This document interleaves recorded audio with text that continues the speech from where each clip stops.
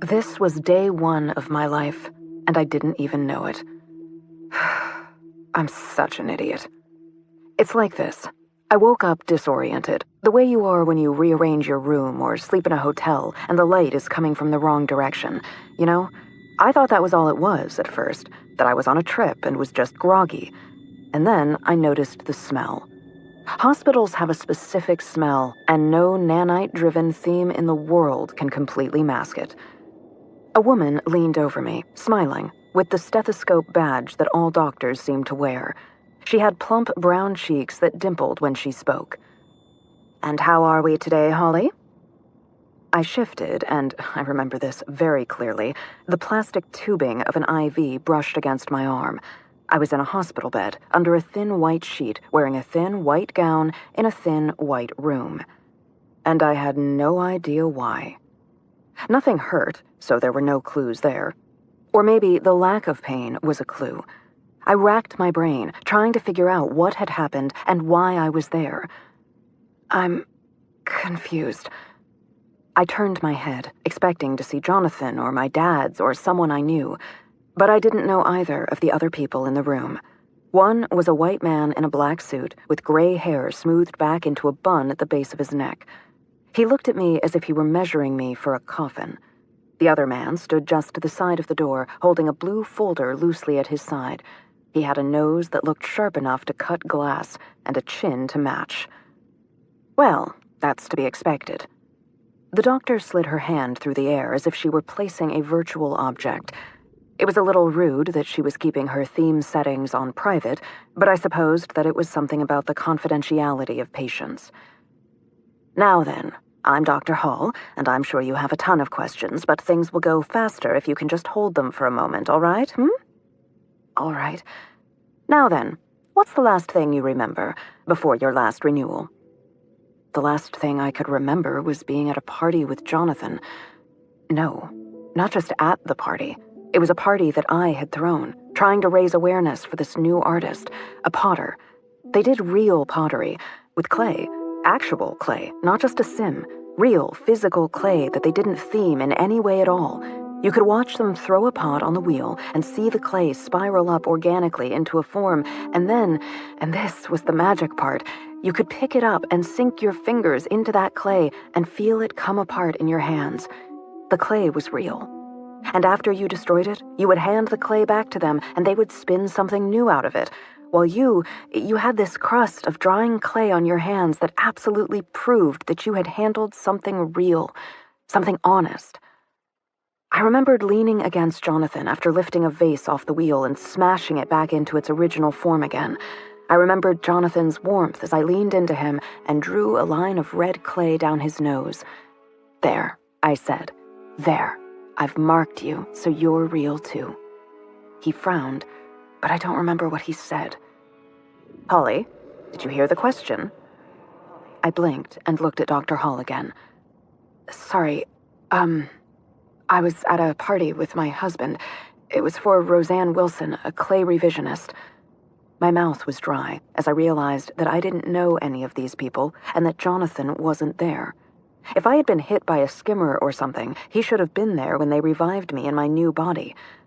But he wasn't. Was I in an accident? Now, remember what I said about holding your questions? Of course. Picture that final memory. What do you have in your right hand? I had definitely died. This was a question that I recognized from any number of police procedural dramas on the teletree. I swallowed and resisted the urge to demand answers. But a part of me was afraid that the reason my husband wasn't there was because he didn't want to see me. Jonathan had never completely shaken his upbringing, and he had always sworn that clones were not quite like their original. And yet, here I was, alive. If I was right and I had died, my will contained instructions to have me ported into a cloned body with the memories from my last visit to a renewal center. Jonathan, on the other hand, had a do-not-replicate order on his will. I looked at my hands, which looked like my hands. The nanites had even included the odd freckle on my left thumb. I swallowed again and tried to focus. They probably wouldn't let me see him until they knew I was successfully integrated into the new body. So what was the last thing I remembered holding? Nothing. I had a martini in my left hand and some dried mud on my right. Does that count as holding something? The doctor exchanged glances with the man with the knife blade nose. What is your first childhood memory? Why had they looked at each other? Was I supposed to remember more? No. Wait. My last memory should have been of the renewal station. Fear came and sat on my chest. What had happened to me? Childhood? My dad and I were in a department store, and I wanted to show my dad a toy, so I tugged on his skirt. Except it wasn't him. It felt like that childhood fear of being abandoned had come back to rejoin me. Good. Good. She made another note on the virtual screen that I couldn't see. Tell me how you met your husband. Where is Jonathan? Holly. Now what did I say? I bit down on the inside of my cheek against an urge to punch her. I'd never had such a violent urge in my life. The adrenaline that came with it shook through my joints. We were at the Riverside Marketplace. I was buying oranges for a carving sequence I wanted to try. He was buying them for breakfast. We compared notes about real versus printed oranges, and in the course of that, I found out that he had a real job. I remembered him tossing an orange into the air and laughing. Anyway, I hadn't met anyone that had a real job before. He's a neuroengineer. That caught my attention, but he's funny and kind, and please, where is he? Is he okay? The doctor didn't answer. She just made another note and then stepped back from the bed. Bob, it's your turn, I think. The man in the suit unbuttoned his jacket as he stepped forward. Then he produced a knife with a wicked drop-point blade and rushed toward the bed. I threw my covers back, grabbed the IV pole, and slammed it into his side. Before he'd finished staggering back, I was out of bed, wrapping the IV line around his neck and pulling. With one foot, I kicked sideways, aiming at the weak point of his knees, and knocked him down, all while keeping the tension off the IV line in my arm. It was easy. I had never done anything like it before. My body knew what to do as if it had always done that. I dropped the IV pole and pushed back, landing on my rump on the ground. What? Bob rolled over, rubbing his neck. Nice work with the IV. Marking something on her invisible screen, Dr. Hall nodded. Excellent. It seems the edits to Holly's muscle memory and skill set have taken. I started shaking then, because the only reason they would have made edits was if I was a provisional replica. It wasn't just that I had died. No, I had done something. I'd done something so heinous that I'd been replaced with me, an edited clone. No. What did I do? I couldn't think of anything that I would have done. Provisional replicas were murderers or rapists or abusive assholes who refused therapy, and I carved oranges. I threw parties. I was a good person. I'm sure it was a mistake. What was a mistake, Holly? The doctor held her stylus over the air, ready to make another stupid note. I don't know. I pointed at the man I'd knocked down with the IV pole. But I shouldn't know how to do that, and what happened? Oh, for crying out loud. The third person, the man with a nose like a knife, had stayed by the door, and he rolled his eyes. How many times do I have to tell you people? Skylar? The doctor held her hand out as if she could stop him. We have to be gentle, and you need to answer her questions. Skylar opened the folder and pulled out a trifold pamphlet. He held it out to me. Living as a provisional replica. I'm sorry. Skylar took a step forward and met my gaze. You murdered your husband. I held a gun in my hands. I sat on the edge of the hospital bed, dressed once again in real clothes. I say real when they were white and unthemed. Simple trousers, a t-shirt, and a shoulder holster. I held a gun in my hand. It's difficult to describe how comfortable its hard ceramic weight was in my hands, and how uncomfortable I was because of that. I had never held a gun before.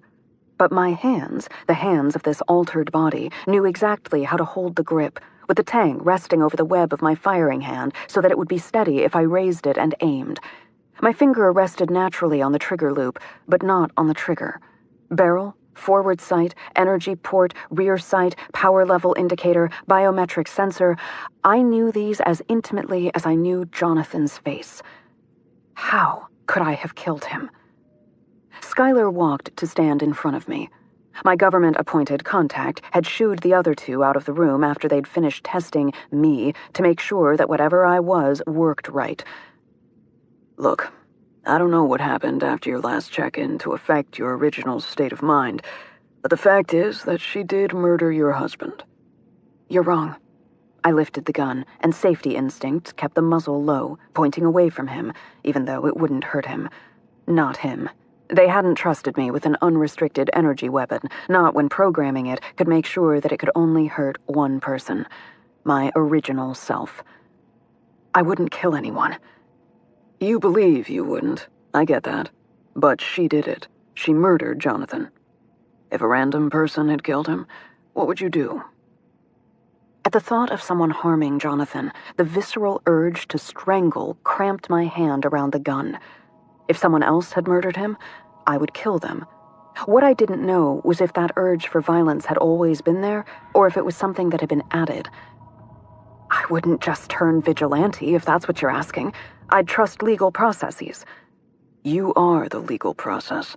If your original had turned herself in, there'd be a whole different conversation. But that's not what happened. She killed Jonathan, and then she went off-grid. How do you know that?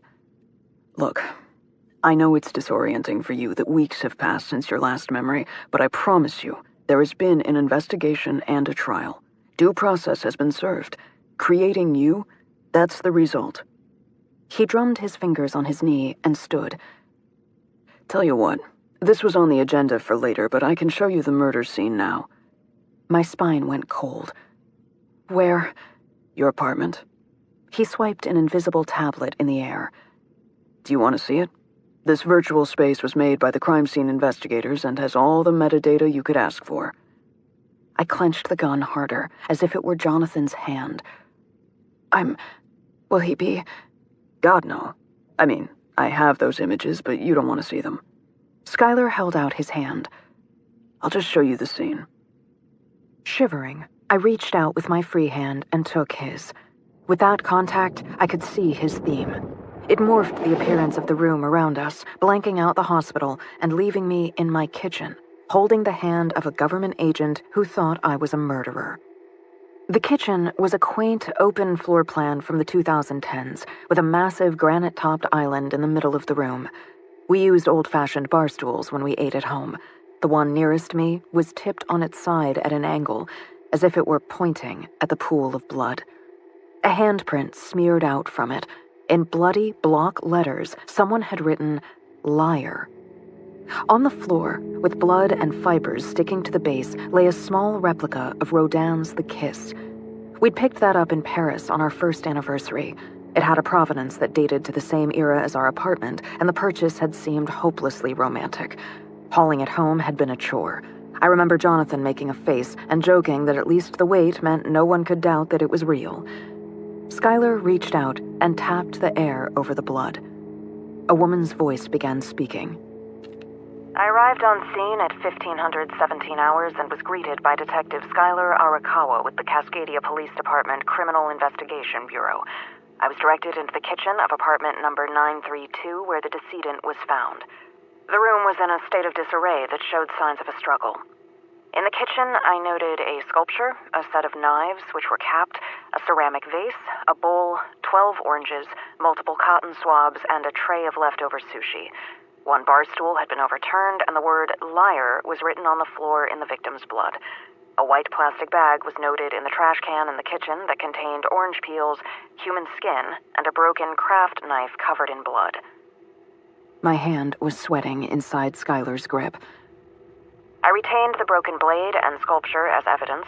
These items were documented and inventoried and placed in the evidence room at the medical examiner's office. The body was fully supine on the floor next to the kitchen island. The head was pointing west. The feet were pointing east. The body was cool to the touch. Rigor mortis was relenting. Lividity was consistent with body position, purple in color and fixed. Purge was noted coming from the decedent's nose. A small area on the floor under the decedent's legs was covered in what appeared to be purge. External trauma was noted at the temple, consistent with the blood, hair, and brain matter on the sculpture. For a moment, the sculpture lit up, and a glowing circle illuminated what I'd thought were fibers. Hair. It was Jonathan's hair.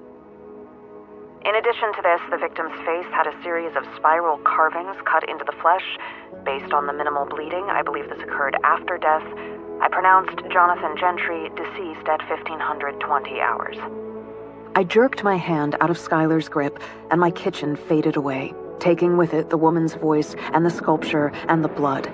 Jonathan's blood. Tremors shook through me and kept my breath trapped in shallow gasps. Murdered. By me? That could not have been me.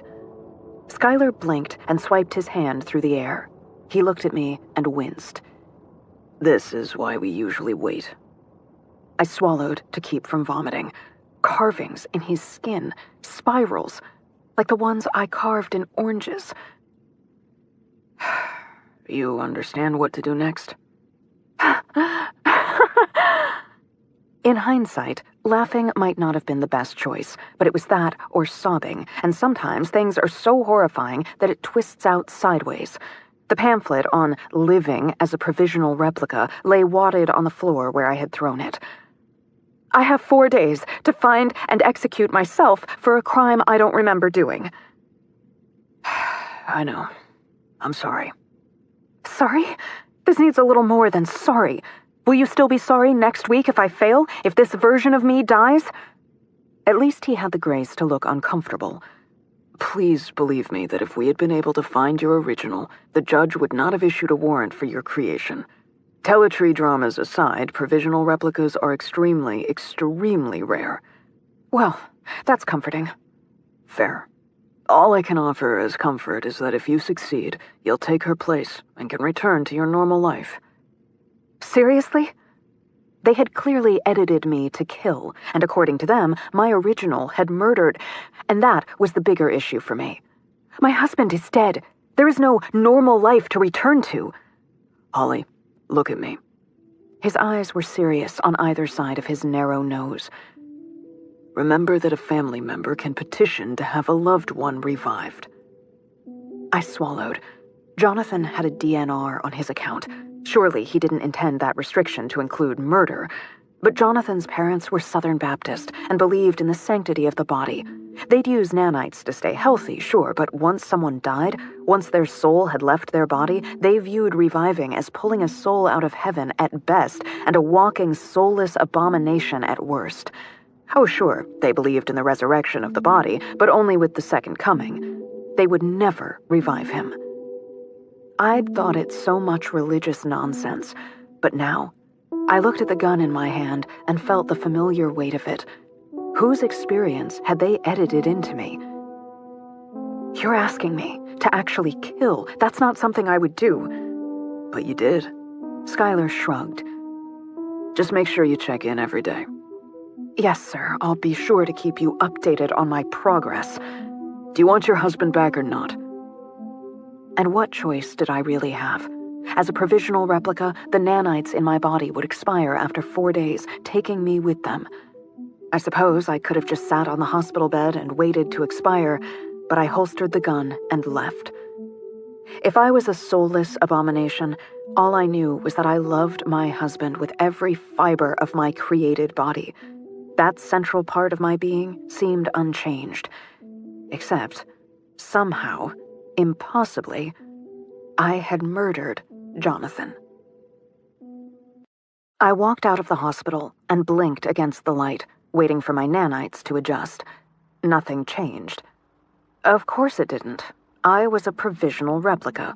They'd explained this to me, but the absence of my theming was more obvious outside the hospital. I wouldn't have access to theming or customizations or anything until I tracked down and killed my original. Did that count as murder or suicide? I wonder what Jonathan's family would think about that. Not that I could contact them to find out. His parents' theming would screen all calls from me. If I approached them in person, I'd be edited out of their vision and hearing, just like I was a bit of garbage. The same with my friends and my family. To protect them from emotional harm, according to Skylar, the only theming that my nanites would do would be to mask them from me, too. I was a ghost in this world, and the world was a ghost of itself. Without my theming, the world was mostly neutral white. White buildings, people in white clothing, reparative machines flying or crawling all over the place. I knew that the machines were there. Any citizen could file a maintenance report, but I hadn't realized how many. I saw a squat rectangular one following a man who tossed a sandwich wrapper on the ground. The machine vacuumed it up and trundled off to find more debris. Another one, shaped like a caterpillar, crawled over the surface of a building, cleaning the glass.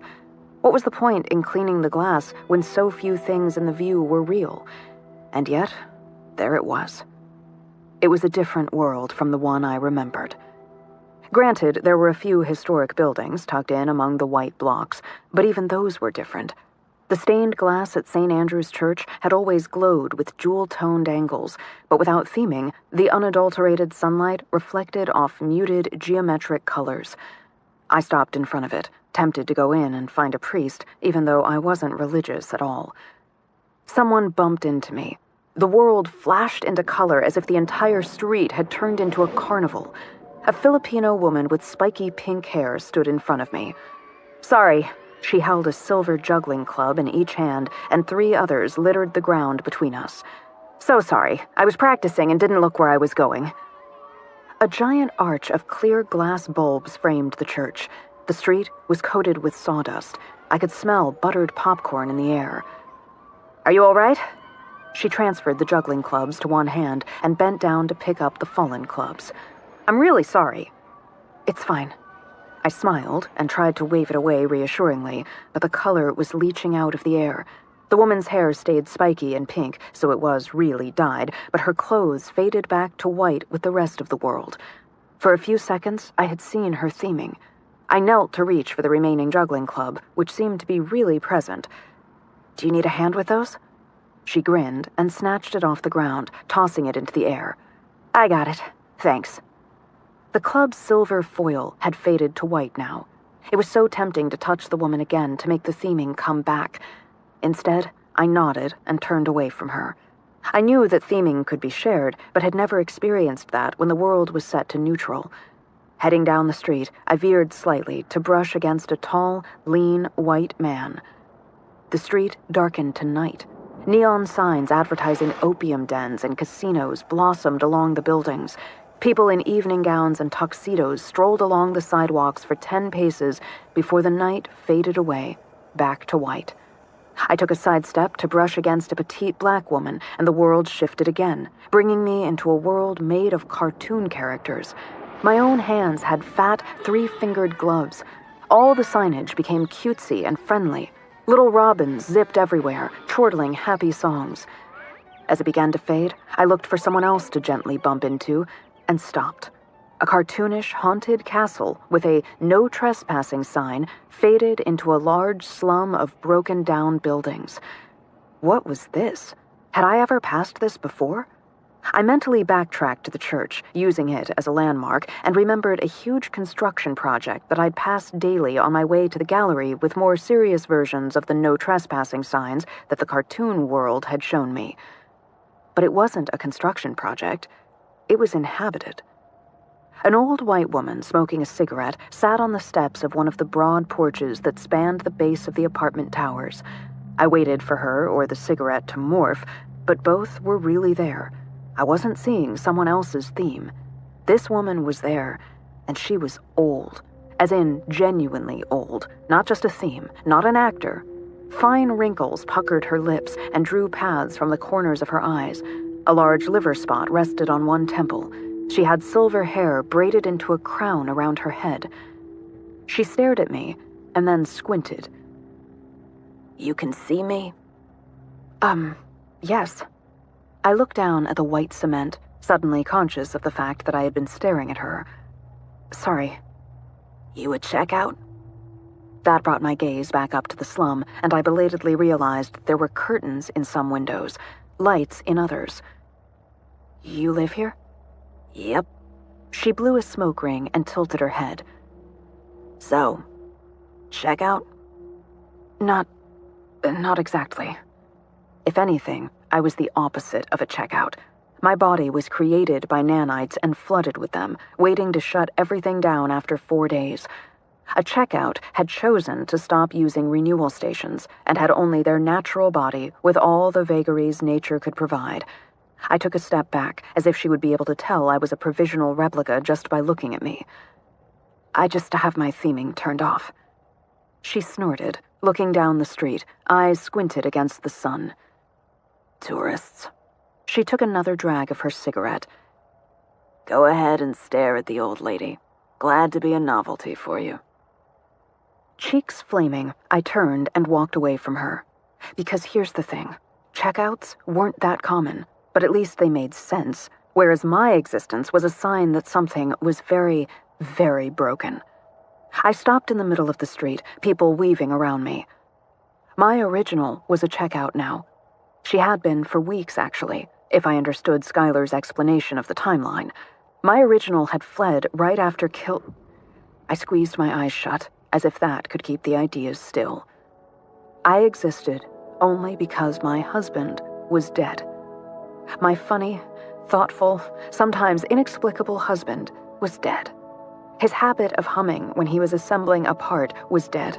His penchant for sitting in rooms with the lights off, lost in thought, was dead. His itch for vacations in random parts of the world was dead. The sensitive spot where his thigh met his hip and the whirl of random hair on his upper back and the way he rolled his eyes at the start of laughter. How could Jonathan be gone? I covered my face with my hands, digging my nails into my forehead. Nothing made sense. I could not fathom a world in which I killed Jonathan. We had had, maybe, 2 fights, and it depended on if you counted the flannel shirt incident as a fight. The urge to hit someone bubbled up inside me, and I bit down hard on the inside of my lip to lock myself in place. That urge, that was new. That was whatever they had edited into me. I had never felt a violent urge like this before, and there's no way that the person I had been would have harmed Jonathan. It didn't make any sense. What, I bashed him in the head because he preferred to use a toothbrush instead of nanites? Or because he drummed his fingers on the table when he was working? Maybe I became overwhelmed because he liked his sandwiches cut on the diagonal, so then I carved him like I carved an orange? I hadn't done that. I knew that. What if they weren't just making a mistake, but my original had been framed? I dropped my hands, staring at the naked streets and the exposed maintenance robots. Jonathan worked for the government. Sure, we had peace between national governments, but there were also groups who went way beyond just checking out. There were people who wanted to reverse the use of nanites completely, like the Church of Judgment Day Preparation. The judgers were always trying to knock out renewal stations or robot factories.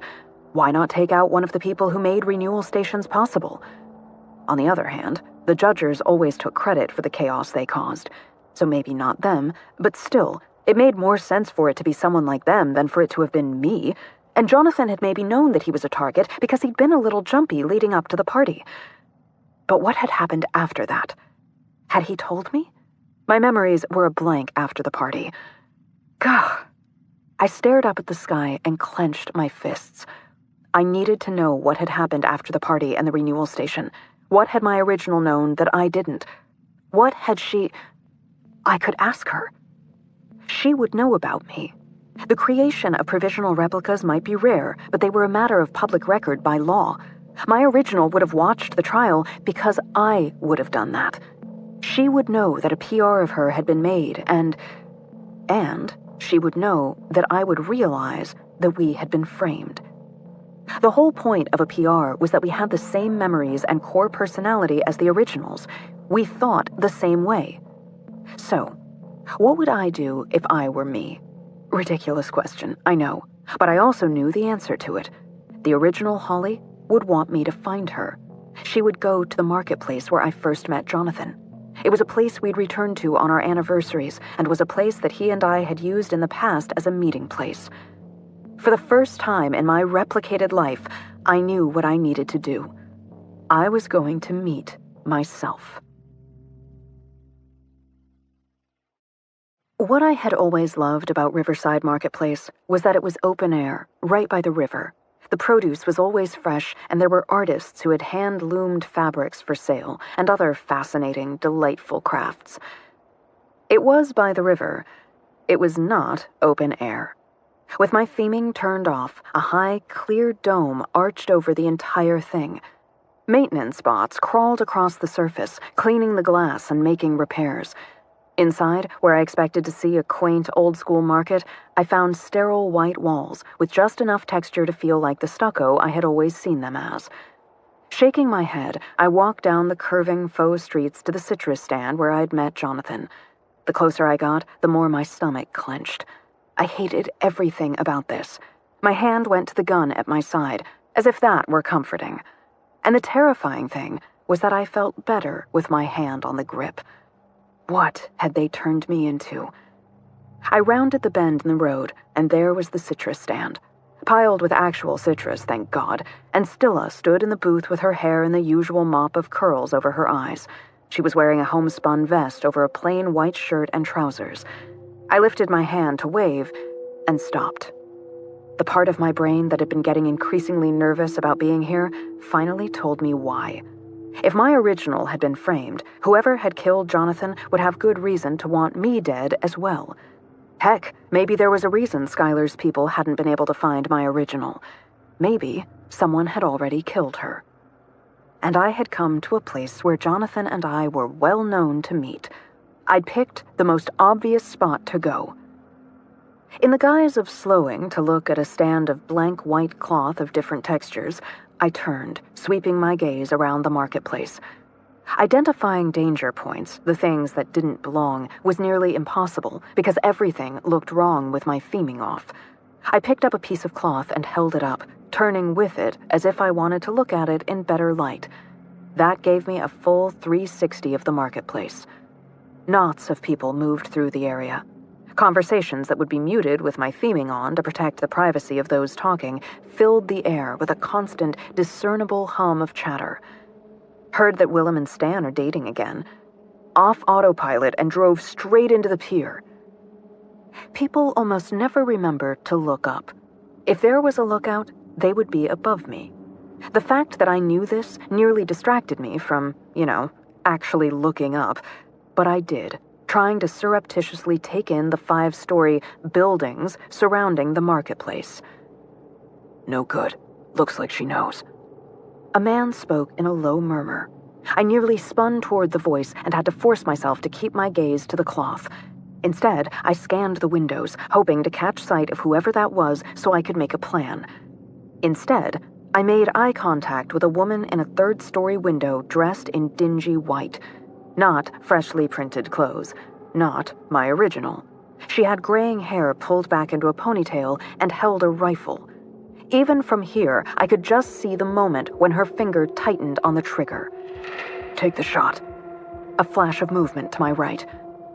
The muzzle of the energy rifle brightened. I threw myself sideways, but the pulse brushed my ribs.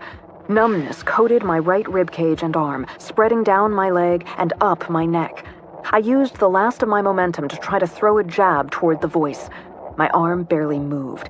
I had maybe 2 seconds of useful consciousness, which was just long enough to wonder what they were going to do with me before all the white falseness was replaced by a true, dark theme.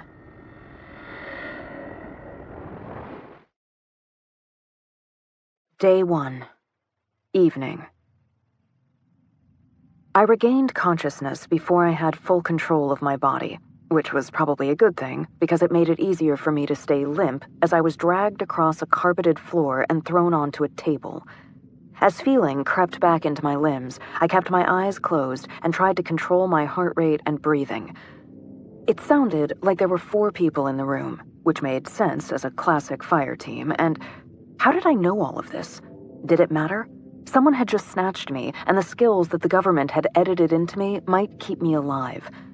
The man I had heard outside spoke from somewhere past my feet, maybe near the door that they dragged me through. Again, no. Our mandate is to keep her here and restrained. A new voice, with a nasal whine, stood near my head. This is wrong. I don't care what Winseed's demands are, keeping this thing alive is flat wrong. For a moment, I thought he was talking about my demands, but my original would also be Winseed. We had the same name, and in this context, it was more likely that she was the one they were referring to, and this thing was probably me. But I couldn't for the life of me figure out who these people were or how I would have met them. Sometime after she'd checked out, my original had met them and recruited them to do what? Kidnap me? We wait because that's what orders are for. Nasal Man snorted. Orders? Since when do you care about hierarchy? We're not the military. We aren't sheep following orders. The man from outside said, You know you followed orders when you agreed to do this. I agreed to come. I didn't and never have agreed that we should keep it alive. He slapped the top of my head like I was nothing but meat. A woman with a slight uncorrected lisp said, So you kill her. Fine. And then what? It's gotta be her or the original, and Biolox needs someone alive. Winseed doesn't cooperate? This is our backup. Biolock. The only thing I had locked with a biolock was my passphrase manager, and it didn't protect anything really vital. They wanted my list of citrus suppliers? I had no idea what they were talking about, but I was beginning to get a spatial map of the place. From their voices and echoes, I had them relatively well placed. The nasal man was by my head, outside man was at my feet. The woman was near him, and it sounded like her voice was being reflected by glass, so probably near a window. There was another set of footsteps off to my left, which would be consistent with a classic fire team. A week ago, I wouldn't have known that a fire team was a sub-unit of infantry, or that the name reflected the focus on fire and movement tactical doctrine in combat. Of course, a week ago, I apparently hadn't existed. Taking a chance, I cracked my lids without moving my head so that I could see who my captors were and how they were armed. Nasal Man was wearing a mask over his face, so all I could tell was that he was pale and liked to work out. Then my attention was caught by the wall behind him. A rough stone wall with vintage fake plastic ivy stapled to it. For a moment, I thought my theming had been turned back on, then recognition swept over me. I knew this place. It was a historic Italianesque restaurant, a chain that had once had locations in malls across the planet. This particular location had been lovingly restored by one of Jonathan's friends. Why the heck was I in Vikram Ortega's restaurant? I closed my eyes again and tried to think. It was next to the market, and he only opened it on Wednesdays, unless he was bored, in which case he would send out a pop-up message to anyone on his list. So, they could guess that it would be closed. No, wait, they wouldn't have to guess. My original could have told them that. Regardless, one of these jerks was talking about killing me, and I was not in the mood for that. I had a gun, but there was no chance they had let me keep it. So what did I have as weapons? The fact that they thought I was asleep. The fact that I knew the layout of the place because Vikram had wanted to show it off after he restored it. There should be chairs around the table, which would give me at least one thing I could fight with. I let my hand droop over the edge of the table, hoping to feel a chair. No luck. Although I did feel the edge of the table and sorted out that I was on a pair of two-tops. She moved! Well, shit. I tried to keep my breathing slow and uninterrupted, even while every muscle wanted to tense for action. Outside man sighed. You're jumpy. Y'all just put her down crooked. Do you really think I'm paying that little attention? That was a torso shot with a para-ray. She'll be a sack of noodles for another hour. Heavy footsteps accompanied Nasal Man's voice as he approached from the left. That was where the door was. Part of me was frozen with terror on the table, but there was another part of me that reviewed where each of them was in the room and laid out a clear line of attack. It was almost like being a visitor in my own body as I lifted my left leg and planted my foot. Arching my hips, I moved to the side to grasp a chair and brought it smashing into Outside Man. He yelped and staggered back. I continued my arch, turning it into a roll that brought me off the table into a crouch. Nasal Man shouted, grabbing for his sidearm. No, wait, that was my gun. A surge of visceral possessiveness brought my right arm sweeping up to shove one of the two tops toward him. I'd wanted to distract him, but my body had other ideas. I was stronger than I'd been. The table went flying through the air, slamming into the goons who were only just beginning to react. Nasal Man had gotten my gun out, but the table sent him stumbling back. I lunged, grabbing his arm and putting it into a quick arm lock that hyperextended his elbow and popped it out of joint. He screamed and dropped my gun. I caught it as it fell, swinging it up and around to bear on him. My finger reflexively went to the trigger and fired. The energy beam evaporated into smoke. It wasn't surprising, but assholes! Skylar had left me with no protection. My brain moved on to mapping how to kill Nasal Man by crushing his temple with the butt of the gun and how it would be so satisfying. I shuddered. Satisfying? Was this how they were motivating me? By making it satisfying to hurt someone? I shoved him away from me and dove toward the kitchen. They'd have the main doors watched. Slapping my hand against the swinging door, I slammed through into the kitchen. Everything was gleaming stainless steel and laid out with elegant industrial precision. It was dead simple to spot the chef's knives stuck to magnets on the far wall. As I rounded the stainless steel prep table, the woman powered through the door after me. I grabbed the cutting board and flung it like a frisbee. It spun in the air, and its edge slammed into her throat. Without waiting for her to hit the ground, I snatched a pair of chef's knives from the wall. My hands knew these. They knew the weight and assessed the balance. They knew when to release for the right arcing flight. And as the stainless steel blades were spinning away from me, I grabbed another pair. A pair of meaty snicks and a yelp told me that they'd hit home as I dove for cover. Outside Man had carried an energy pulse revolver that was fully capable of paralyzing me again, assuming he hadn't changed the charge level on it. My best option was to make it hard to get a beat on me. I hit the ground, peering under the counters for a glimpse of feet or legs. Instead, I saw bodies and blood. The woman on the floor wheezed. I'd crushed her trachea, but her nanites would be well on the way to repairing it. Wait, if she had nanites. I wasn't used to that being a question. Everyone in my life checked in on a regular basis, but if these folks were checkouts, any damage I did to them would be permanent. Outside Man spoke from just on the other side of the swinging door. I could see one boot and would bet that above the table, the muzzle of his gun would be poking through the opening. Come on now, let's be reasonable. With all that editing they did to you, you've got to know that there's no way out. Certainly not through that door, and they were probably sending someone to work around the building to come in through the service entrance. It's what I would do. I hated these thoughts from someone else's experience, but they were also keeping me alive. Come out and let's talk. That's all your original wants. Wetting my lips, I looked around and remembered. Really remembered. My memory. I remembered being here with Jonathan when Vikram was showing off the kitchen. I remembered him showing us the old waste pipe in the floor, which city codes had required him to close off because it didn't feed into the recycling system. He'd complained because the pipes were original and authentic, so he refused to make a permanent change. He was proud of skirting around the law by using the building's landmark status. I rose onto my elbows and toes to low crawl to the pipe. He'd pointed out the vintage manhole cover, which didn't compete with the aesthetic. He'd also casually mentioned that it weighed over 100 kilograms. I had no idea how much I could lift, but they'd be sending in backups any moment. I liked my odds better if I at least tried. Drawing my feet in, I went up to an awkward crouch next to the manhole cover.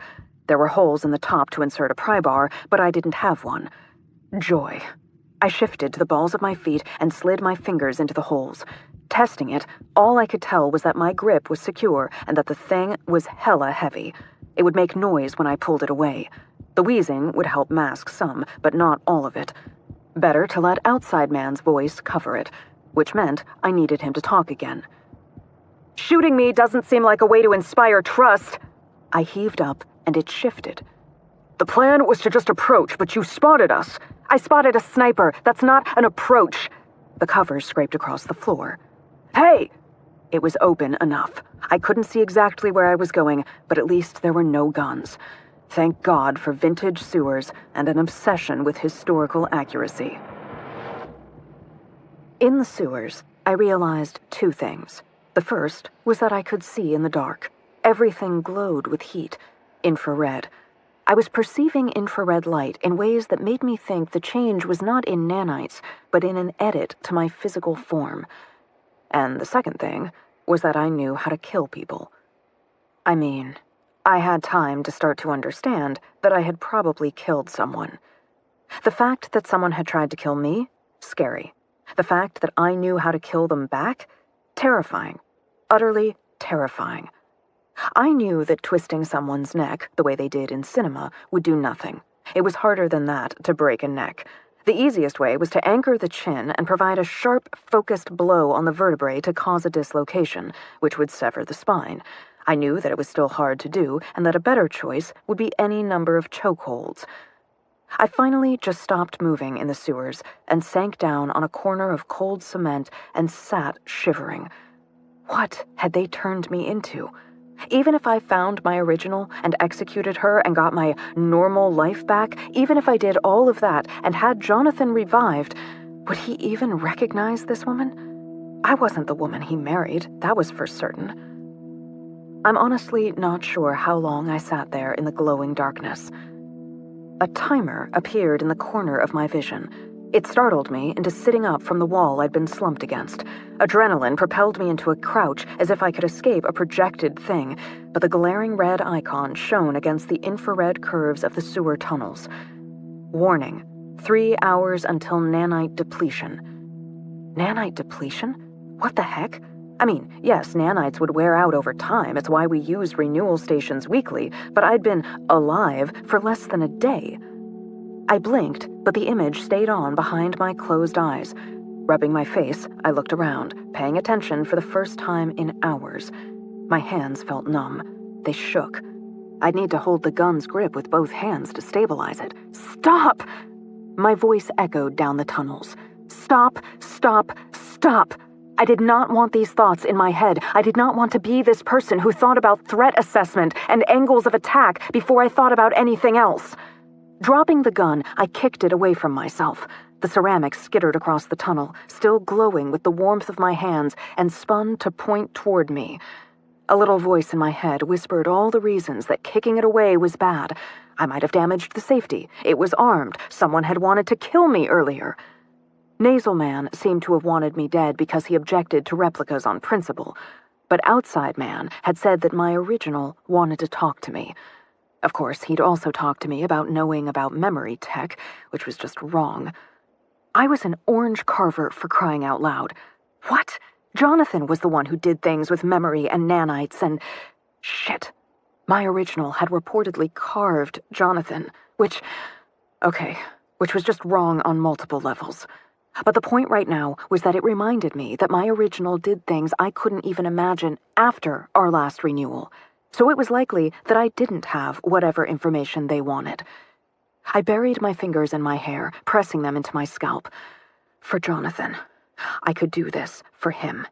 I didn't want these skills and thoughts, but if I were going to have them, I would use them for him. Pushing myself to my feet, I wobbled a little. The tunnel spun around me, and I grabbed for the wall to steady myself. Whoa. Closing my eyes, I waited for the spinning to pass. My legs and arms felt too heavy and a little numb. What was wrong with me? I mean, besides everything. Warning, 2 hours and 55 minutes until nanite depletion. This felt like more than nanite depletion. All that happened when the tiny bots ran out of your body was that you got drunk faster and bruised easier. You aged. That was it.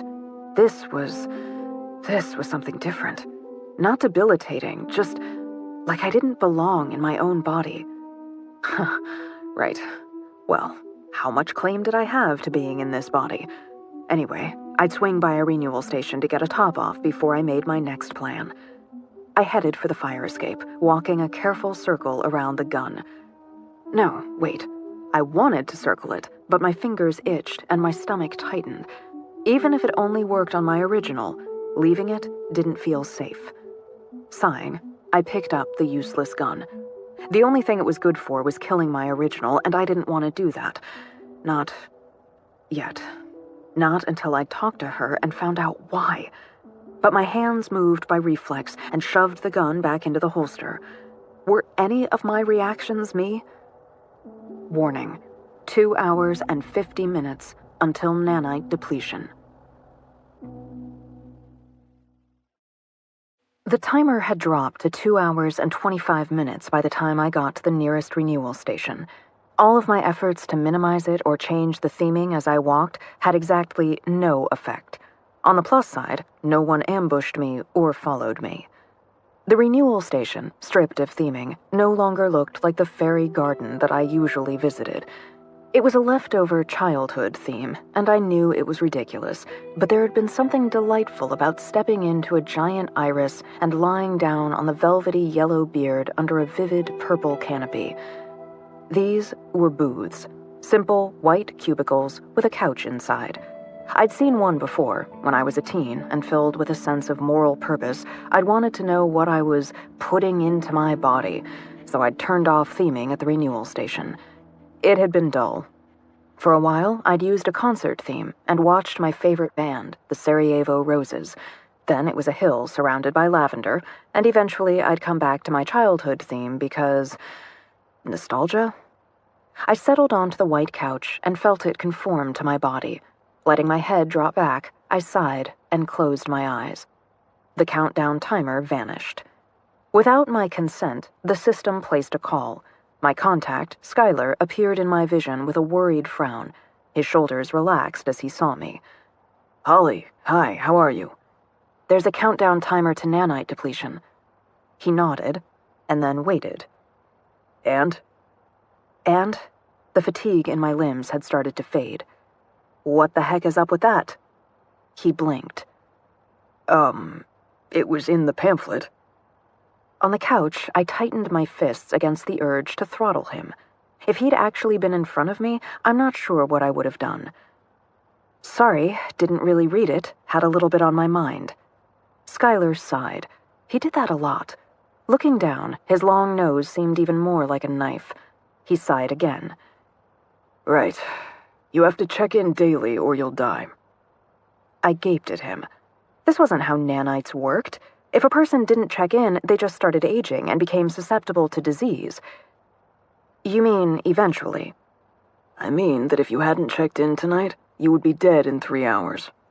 He looked up and compressed his lips. You were given skills and the ability to kill. The daily check-ins are a leash. That would have been useful information to know. I tried. I gave you a pamphlet. I threw it away. You saw me throw it away. I also saw you open it. Skylar grimaced as if this were somehow my fault. To be safe, I told you to check in tonight. And there's the countdown timer. And you probably started feeling dizzy. The fact that you didn't actually read the pamphlet is not on me. I'm going to kill you. My stomach went cold at the words because I'd meant them. He smiled sourly. You would not be the first to make that threat. Or try. My heart was pounding against my ribs, and rage shook me all the way to the surface of my skin. Since you didn't read it, let me clarify some things. For the rest of your life, you'll need to check in daily. Or, as a provisional replica, you'll die. When I say the rest of your life, I mean 4 days. After 4 days, check-ins won't work any longer. The nanite population in your body can be made permanent, so you'd become a stable replica, but experience has shown that if a PR doesn't find their original within 3 days, they're not going to. We tack on an extra day for orientation, so statistically, 4 days is the right motivation and time to give you. And then what? You make another one of me and she starts again? No. Skylar shook his head against the darkness behind my eyelids. That would be against the law. Your last-ditch effort. If you fail, your original is likely to go unpunished because we can't find her. Do people ever just give up and let their original get away?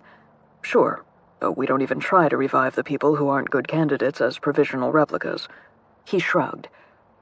I'm sure you're absolutely delighted to know that the system projects that you have an 83% chance of finding your original before the end.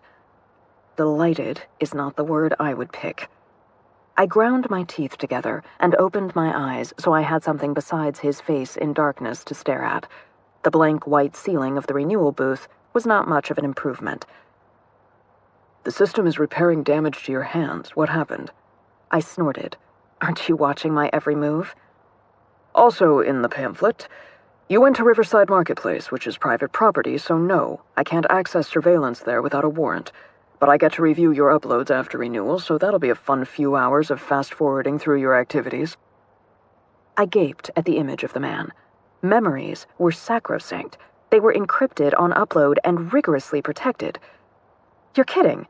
You can rifle through my memories, but when I'm actually being shot at, you can't do anything? He sat forward. Someone shot at you? Yes, there was a sniper at the marketplace, and then a fire team grabbed me. Shit. He ran his hand through his hair and grimaced. Tell me about the attack. Are you okay? Grinding my teeth together, I tried to think. A sniper above, a 4-person fire team. I suspect that there was a lookout because they were ready for me the moment I came into view. I shouldn't know that, but I was dead certain about it. They snatched me, but all's good. I got away. Skylar held up his hand. Wait, they snatched you? Yep, but I'm fine. No damage to government property. That's not... All right. Look, you have every right to be angry and bitter. You think? But that's not going to help us if it keeps you from telling me what's going on. Why bother? You can just watch it, right? The muscles at the corner of his jaw bunched, and he looked away from the screen for a moment before sighing. First of all, I can see and hear, but I don't get your thoughts or any of the other senses, so your assessment, your perception, I still need you to tell me that. Second, the reason to tell me is so that I can help you. You have 3 days left. I can do research for you based on what you uncover, so please tell me what happened. Tell me what you think. A chill ran through me at the reminder that I only had 3 more days to live. I bit the inside of my lower lip to try to keep the terror inside, and then nodded and told him everything I could remember. At the end of it, Skylar sighed again. That sounds like Icon. Icon and not Judgers? Doesn't fit the profile for Judgers. They would have used an incendiary device to try to take other people with you. Icon is known for more targeted strikes, mostly aimed at the renewal stations of high-profile targets. What? Why? I mean, why would they be involved? You tell me. I stared at him at a loss. I still couldn't think of any reason that my original would have any connection to a terrorist group like Icon. What I knew about them could be scribbled on a cocktail napkin. North American-based, hated nanite technology, blew things up, and now I could apparently add kidnapping to my tiny store of knowledge. Skylar looked into the corner for a moment, the visual cue in a chat that someone was accessing another screen. All right, I'll review the attack and see if I can sort out who specifically attacked you. Meanwhile, I've given you access to classified intel on Icon to see if you can spot connections that I would overlook. Just use a regular search engine and you'll be able to use the government database. That doesn't sound very classified. He shrugged. A person without this access will see a page that has been edited to remove redacted information. Crap. Is anything real? Yep. He stared at me for a moment, or maybe he was reading something on his screen. Do you need anything else? So many things, and none of them were things he would provide. Actually, yeah. You said that the charges in my gun will only hurt my original. What happens if Icon comes at me again? I expected him to shut me down, to tell me that I'd survived the first attempt, to tell me about laws that prevented him from arming me, but he leaned to the side and squinted for a moment, looking down and to the left. All right. I can't give you full ammunition, but I can set it so that the charges will work on you and anyone without nanites in their system. Checkouts make up the majority of Icon members. The rush of relief I felt belonged to someone else. The urge to vomit I felt immediately afterward, though, was definitely mine.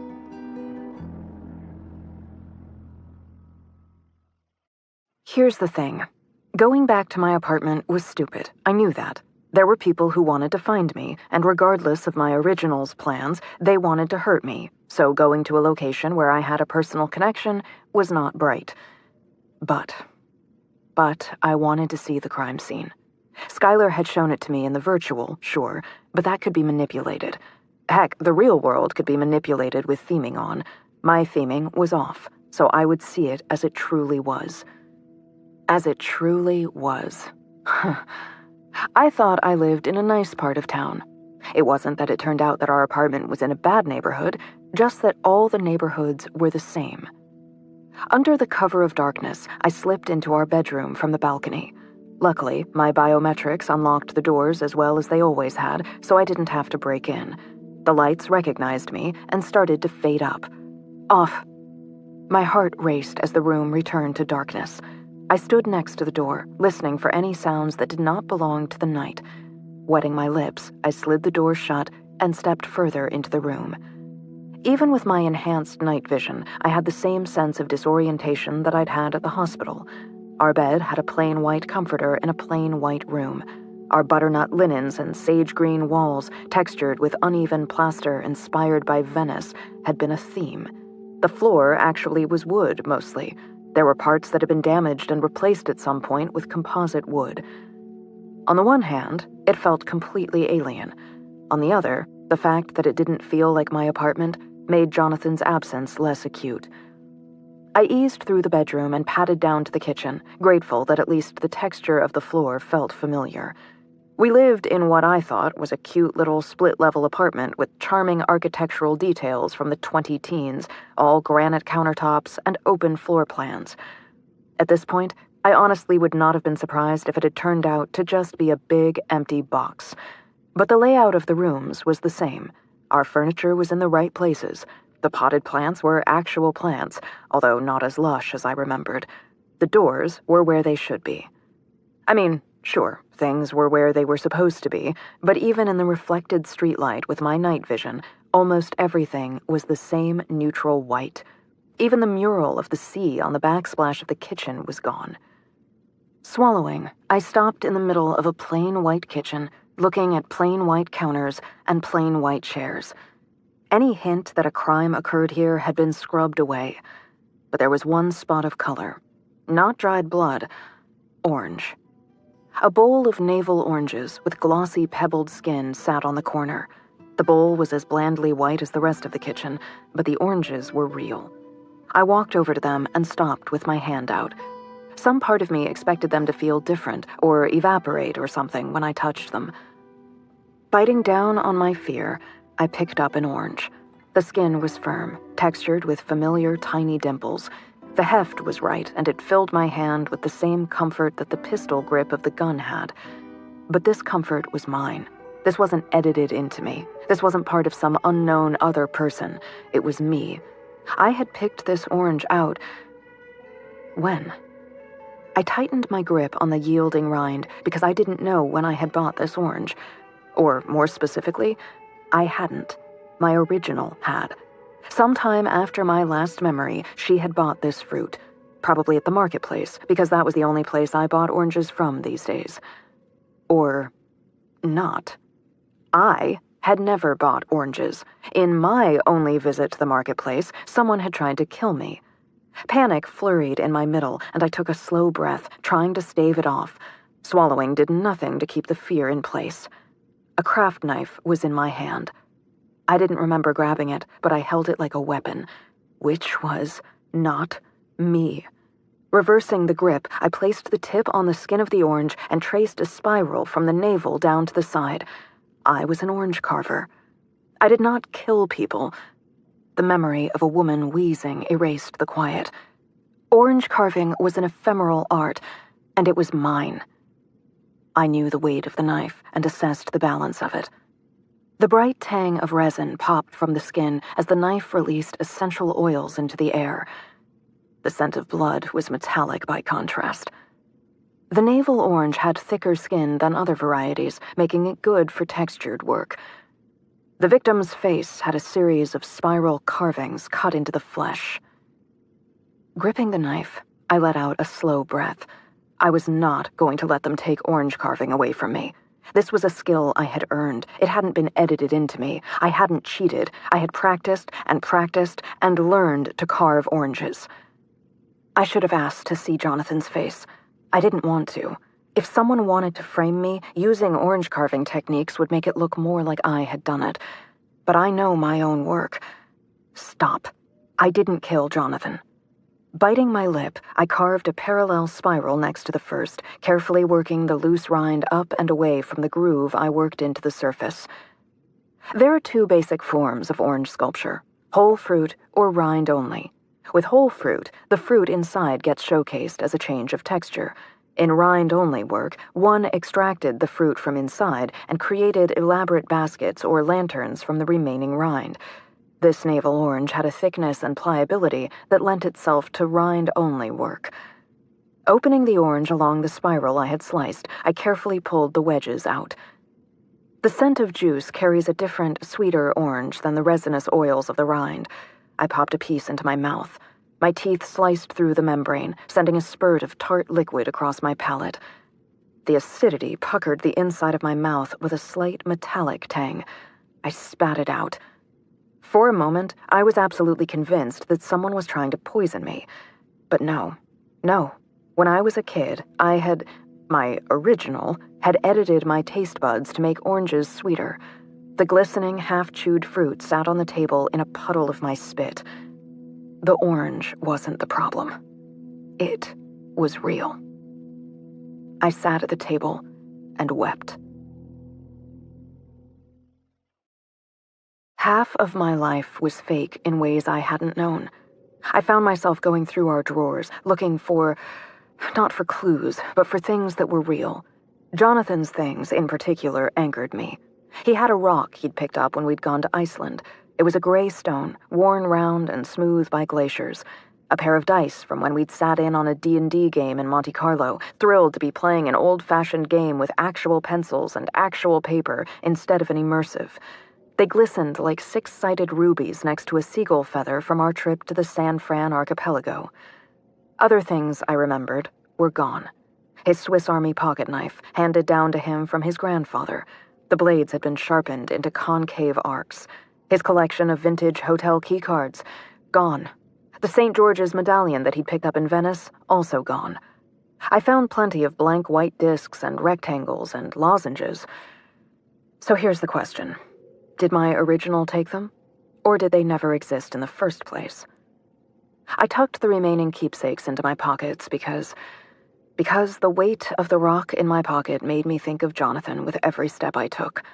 The bare apartment felt like his personality had been leached out of it. I wanted something, anything, to anchor me. I had a rock, dice, and a feather. And I also needed to do some work. Wiping my eyes on my sleeve, I opened my desk interface and started researching Icon. I could do this anywhere, of course, but, and I know this was tactically stupid, my chair felt right, and I was desperate for scraps of normal. If I didn't look at the white curves, I'd think it was the burnished steel repro that I'd picked up in college. In some ways, the research was a similar unpacking process. I'd been aware of Icon in passing, but didn't really know what lay below the surface. I knew that they were disaffected, but honestly thought that they were just opposed to body pollution like the Judgers. I was wrong. I had no idea they were actively trying to figure out how to make their own versions of the technology. Far from objecting to nanites, Icon considered themselves freedom fighters. They didn't object to nanite technology per se, but they wanted it free and unregulated, out of governmental control. With my new clearance, I saw footage of Icon blowing up renewal stations, once with 3 generations of a family inside. I saw a sniper picking off people in Madrid, trying to leave a renewal station. Everything I saw showed them going to unethical lengths to try to bring down the government with no qualms about collateral damage to check-ins. In one clip, an Icon member walked into a renewal center and cut the throats of 5 people until someone... Holy shit. I knew that knife blade nose. Zooming in, I watched my contact sprint into the building and take down the Icon member as if they were a slug. Well, I guess it was good to know that Skylar hadn't been bluffing when he dared me to try to kill him. My mind kept going back to what Skylar had asked about why my original would have a connection with Icon. That was really the point, wasn't it?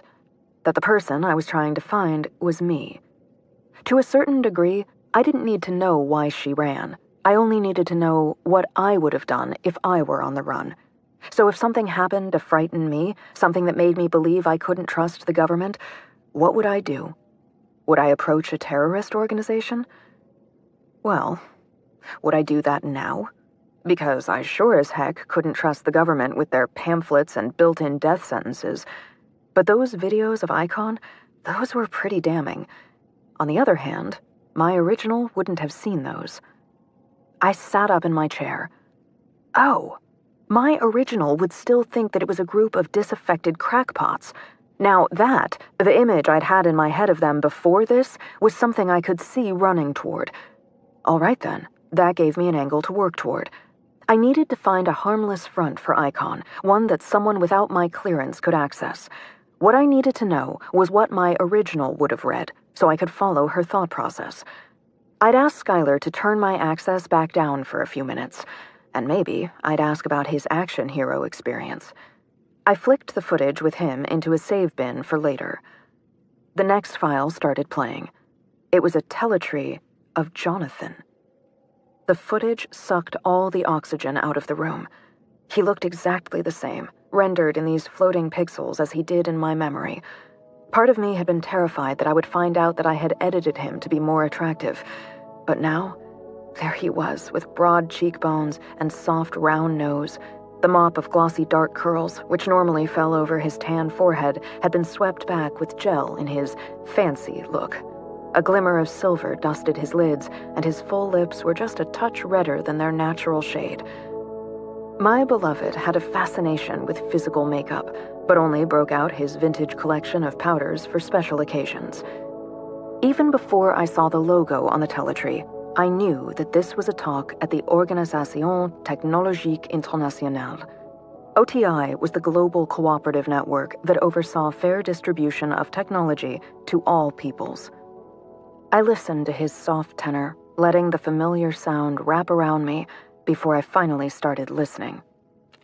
And while we all agree that it is important to allow people who do not wish, for whatever reason, to use technology, the freedom to check out, at the same time, we must acknowledge that this risks disenfranchising some citizens. While the obvious concerns revolve around maintaining a robust infrastructure for them independent of nanites, the larger concern is long-term. I'm going to use Icon as an example of why the question of checkouts is not a simple one. Renewal stations make the citizens who use them functionally immortal. As my colleague noted in her presentation earlier, this has been skewing voting rights, and while Icon cites this as one of their grievances, there have been serious governmental efforts to address that. So I think we need to consider a different question. Why do people check out? Some are clear-cut. Many religions do not permit alteration of the body. We've found ways to address that concern, such as goggles or earbuds. Likewise, Icon cites privacy and does not want the government to have access to their memories. Again, there are laws in place to restrict that access, as well as encrypting them. For a moment, I stopped listening. As a provisional replica, my memories were unencrypted. Skylar had said that he'd be pawing through my memories today. Did he have access to the whole thing, or only the days since my creation? But what about the individual who is simply bored by the over-easy regularity of their days? What do we do for the citizens of our world who need a sense of risk in order to feel alive? We've seen an upturn in extreme sports that suggests that, in the absence of natural risks, people are starting to create their own. More troubling? Violent crime is returning. A voice in the hallway caught my attention. We never heard our neighbors, ever. I turned my head, frowning. The white walls provided a handy reminder that my theming was off. Right. So the reason that I'd never heard my neighbors before was that my theme edited out the sound between apartments. Yay for created privacy? I turned back to the computer, but another quiet voice made the hair on the back of my neck stand on end. That wasn't a conversation. That was a command. Well, shit. I knew it was a risk coming here in the first place, that if Icon had someone watching for me at the market, then they would keep an eye on my apartment. I spun out of the chair, grabbing my gun. When the door slammed open, I was already against the wall beside it. A pair of hands. A gun. I waited until the target was in sight and fired. A man fell, the glow from my pulse gun spreading out from the side of his neck to leave him stunned and motionless. A woman dove through, low, and my gun kicked again, but the pulse evaporated into smoke as it touched her. She aimed an antique revolver at me, metal, black, and designed to do permanent harm. I dove toward her. My best strategy was to try to control the firearm. The gunshot cracked, but I'd startled her, and the shot went high. Twisting in midair, I spun my pulse gun into the side of her head. As she yelped, her revolver slipped from her grasp. Motion from my right through the open door gave me just enough warning to drop to the floor. 3 more people in the hall, all armed, all aiming at me. I snatched her gun from the floor and rolled clear of the door. I needed to get out of here. Another crack of gunfire from the doorway. Something slapped into my left leg. I aimed both guns at the door and fired. Hers bucked in my hand with the recoil, sending the bullet wide. Apparently, they hadn't edited vintage firearms into me, but my body compensated, and the next shots were steadier. I wasn't expecting to hit anyone, but somehow managed to land both shots. One of the bullets tore through a man's chest. A woman fell to the energy pulse. Inside the room, the woman I'd smacked was getting back to her feet. My gun was useless against her, so I fired her weapon. My body had calibrated for the recoil, and the bullet caught her in the shoulder and staggered her. I got to my feet. My left leg felt heavy and wet. Blood painted the white room in bright red spatters and smears. Every part of my being was screaming at me to get out. I limped across the room. With one hand, I fired my attacker's revolver at the window, shattering it. And then, I jumped. I dropped onto the couch of a renewal station, some blocks from my house. Outside the booth, a tiny cleaner bot was industriously cleaning up my trail of blood. At least my attackers couldn't follow me that way. Yay. As the couch wrapped around me and fresh nanites flooded into my body, the system placed a call. I ground my teeth, waiting until Skylar appeared. Oh, thank God. He leaned toward the screen. Are you all right? I think I killed someone. I hadn't planned to say that. I'd planned to yell at him. His jaw tightened, and he nodded. You didn't. She was alive until we lost track of them. You knew? You left me alone there, and you knew they were coming? I shot someone. Blood had been everywhere, but it hadn't been an arterial spray. And how did I know that? Why didn't you warn me that Icon was coming to my apartment? Because I didn't know. Bullshit! You just told me you saw... I didn't know until they were in your apartment. We can surveil that because it was already a crime scene. The rest of your building is not. You're kidding me. Look, I already told you this. The government is bound by laws and watchdog agencies. It's a stupid law. Is it? Do you want the government to be able to monitor private places? Do you want me to be able to turn on cameras in every place that a criminal act might occur? Or maybe you'd like me to use predictive technology to stop crimes before they happen, because we do have the ability to do that, but we don't, because free will, because privacy. So, what, I'm just on my own? I'm sorry. Frustration made his voice rough. I can't monitor private places. That includes most buildings, many neighborhoods. Icon complains about privacy, but the fact is that they use their concern about privacy like a weapon. They have maps of where they can go without being seen. And so, no, I didn't realize that they were coming for you until they were in the apartment. I stared at him, breathing through clenched teeth. This is bullshit. It is. He looked away at another monitor. How's your leg? Healing. The hot ache of it had dwindled to a soft warmth. They'd shot me with a real bullet this time, not an energy weapon, which clarified their goals regarding me. So your government property is still operational. Skylar sighed, and his head dropped forward. I did send people, you know. As soon as I realized that you were under attack, we sent people. You just had it handled before... I handled it by shooting people with skills that I shouldn't even have. I'm not supposed to know how to shoot a gun or what arterial spray looks like. I'm a... monster. I was a monster. I clamped my jaws shut and closed my eyes, but he was still there, and he looked sad, and I didn't want his goddamned pity. I wrenched my eyes open again. Forget it. So you can't spy on people. Great. Is there anything useful you can do? He swallowed and flicked the screen. A map replaced him, which was fine by me. This is where the local branch of Icon is based. It was the slum I'd gone past earlier, highlighted in urine yellow. We've had trouble pinning specific acts on them. I saw footage of you taking down a stabber. Ah, right. I should have guessed that would have turned up. The thing is, the assailant in that case was part of a cell, made to seem as if it operated independently, so Icon could condemn them as extremists if they were caught.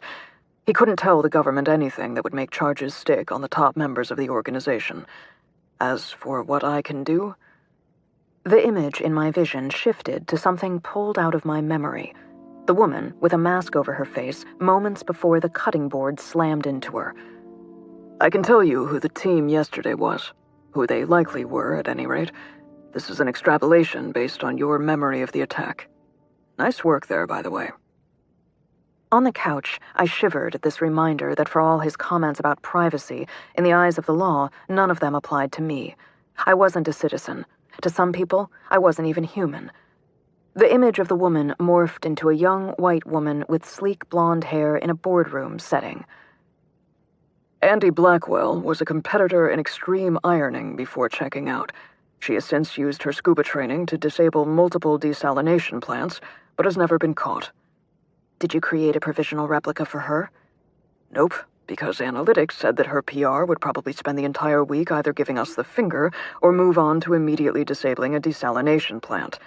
Careful, you'll give me ideas. The image changed to outside man, and then morphed into a Latinx person with a streak of purple through their hair. Zoba Moss. Their family was displaced from the Antiguan diaspora after the sea levels rose. I felt an incongruous twist of shame at having misgendered them, even while Skylar was identifying them as someone who had attacked me. On the other hand, Zoba had been the one arguing to keep me alive. This is the first thing that pins them to any direct crime, but they are a primary recruiter for Icon. Very charismatic. And that's dangerous? Despots are often charismatic. So are movie stars. Skylar completely ignored me. The image changed to nasal man as he aimed a gun at me. His black mask morphed into a man with red curls and a piercing in his left nostril. Carl Newton, former lab tech. He checked out, and 2 weeks later, someone stole his equipment from his lab. The sniper, with her graying hair pulled back into a ponytail, was replaced with an image from before she checked out. A young woman standing on a pair of skis with a rifle over her back. Frederic Gorski, former Olympic champion in the biathlon. She became disaffected and checked out when Poland relinquished its sovereignty and joined the United World Government as a state. I had vague memories of that happening when I was 10, because they had been one of the last holdouts. I think the only ones remaining were tiny nations like Liechtenstein and Monaco, which retained independent status for tourism purposes, or places like Grand Cayman, which was still a tax haven. Otherwise, the global economy just made allocation of resources easier. It also meant that there wasn't anywhere my original could really flee. And finally, someone who was not at the scene, but whose voice you heard over the radio. The image changed again to a face I recognized from the news. Plump cheeks under striking dark brows stared back from a white woman wearing a pork pie hat. Jill Preston, Icon's leader, a disaffected former senator who famously checked out a few years back. I remembered that. Jonathan had been really bothered by it because he'd been at a couple of conferences with her, and she was the only person he'd known, even in passing, who had checked out. Yes, I've heard of her. You know, Jonathan had run into her at some government conferences way back. You don't think... Skylar shook his head. We thought that as well. But when we scanned all of Preston's communications from before she checked out, we couldn't find any sign of contact between them. Your husband was a junior engineer back then. A senator would not have paid much mind to someone at his level. The map returned. But we do know that Preston and the others are likely based in the Commons. Sorry, the Common what? The urine yellow outline flashed over the slums. That's the name of the housing development. Preston moves around, but she's in residence there now. We want to raid the place, but there's a lot of red tape involved in doing so. Ironically, the skills they implanted warned me that he was holding something back.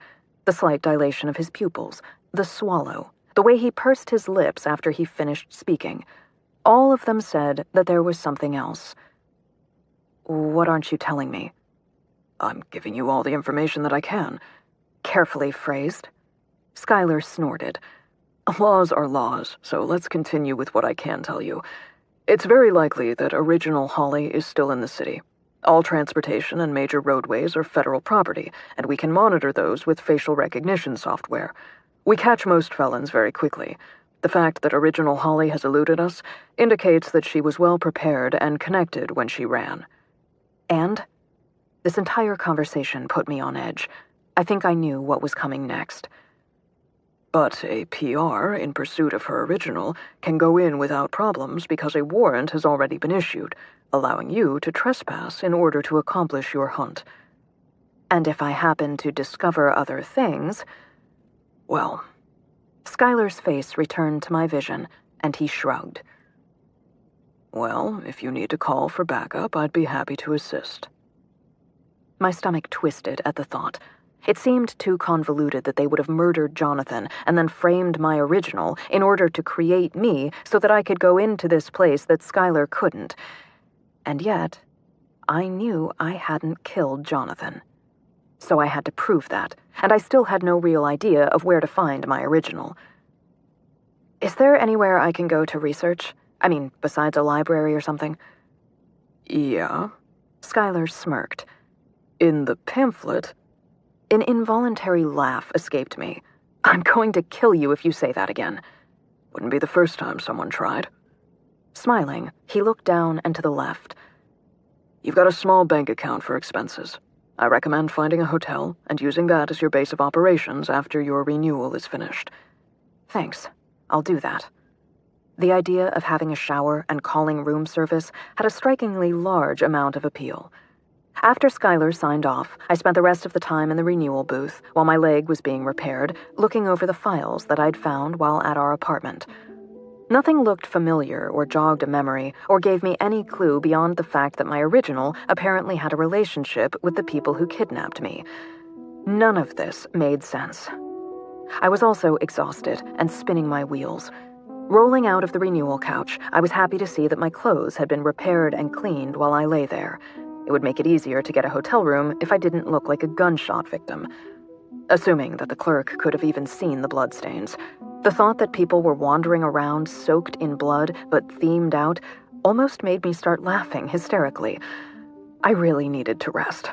I had not slept the night before and then had to deal with the second attack this morning. I headed for Europa Hotel and actually walked 2 streets before stopping myself. I was an idiot. I was naturally heading to one that Jonathan and I had spent a getaway weekend at. But of course, my original would know where that was. If the people she was working with weren't determined to kill me, that might have been an okay thing. As it was, I needed to avoid my original until we could meet on my terms. I needed to randomize where I was staying to keep my original from predicting my choice. Reaching into the pocket of my trousers, I pulled out the pair of dice I'd picked up. Shaking the ruby cubes in my cupped fists, I pretended that Jonathan blew on them for luck. Luck be a lady tonight. I crouched on the sidewalk and threw them across the pristine white cement. They bumped and caught and settled. 6. Nodding, I scooped them up and opened a wireframe AR display for hotels. The bare text lacked any theming, but it worked for my purposes. I scrolled through until I got to the 6th hotel. The Depot. It catered to train travel enthusiasts. It wasn't my usual cup of tea. I leaned toward architecture that could host a yoga retreat instead of a cozy mystery. Whatever happened, my original would not expect to find me there. One less chance of ambush, but only one less.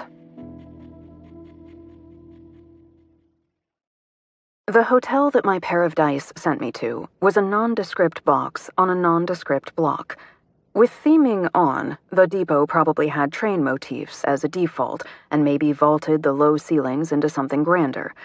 As it was, the lobby felt squat and claustrophobically dark. Besides being a random location, it turned out to have 2 things going for it. One was that my room had real windows looking out onto the street. The second was the in-room fabricator. I spent the afternoon curled up by the window with an AR screen and the antique gun on the arm of my chair. It had 2 bullets left in the chamber. I had no idea where to get more. And yes, I tried printing them, but the in-room fabricator politely let me know that they were a prohibited item. In fact, it wouldn't let me print anything that it thought could be lethal. Toy crossbow? Totally okay. Real crossbow? Totally not.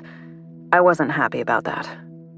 Given that one of the women who attacked me this morning wasn't a checkout, I wanted more options. I hadn't told Skylar that I'd kept the revolver, but I figured he'd know that I had it once he trawled my memories. My stomach turned again at the thought of him going over my memories, and my hand drifted toward the gun.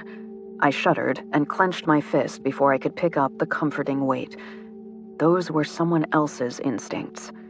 My instinct was problem-solving. In many ways, this wasn't that different from planning a party. It was all about lists and research and planning. As near as I could figure, after hours of consideration, Jonathan's work for the government as a neuroengineer meant he'd had information Icon wanted. What information? I didn't know, but he had an intimate understanding of how the renewal stations worked, and they clearly wanted that technology. But then why kill him, since that would take any knowledge? Wait. Zoba had said that they could pull information out of my dead brain. Then why hit him in the head? I swallowed, remembering the fibers sticking to the base of the statue. Why kill him in a way that would damage the brain? And then, whoever had done that had... what? Framed my original, causing her to run to Icon.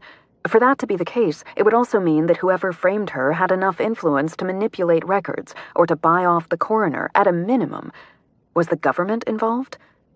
Drumming my fingers on the edge of my chair, I stared out the window at the pristine, blank white street. Below me, people went about their day without any awareness of the lies surrounding them. What I wouldn't give to go back to not knowing. The word liar written in blood on a wood floor. I wiped my hand over my face. Block letters. It could have been anyone's handwriting. If I could just figure out who, then I could prove that my original was innocent. And then... if my original was innocent, would the government have any reason to keep me alive? This me, the me sitting in this chair and staring out this window. What was the legal process for dealing with a clone when the original was still alive? It was probably in Skylar's damn pamphlet. And ultimately, it didn't matter. Because regardless of which me we were talking about, I would rather die than let Jonathan's killers go free. I guess that was where my rating of 83% likely to succeed came in. My original had run to Icon, which suggested that she knew something about the murder that made her afraid of the government. Since I was a created thing, specifically designed to kill my original, it was no wonder that she had asked Icon to kidnap me so she could control the encounter. I had the same instinct.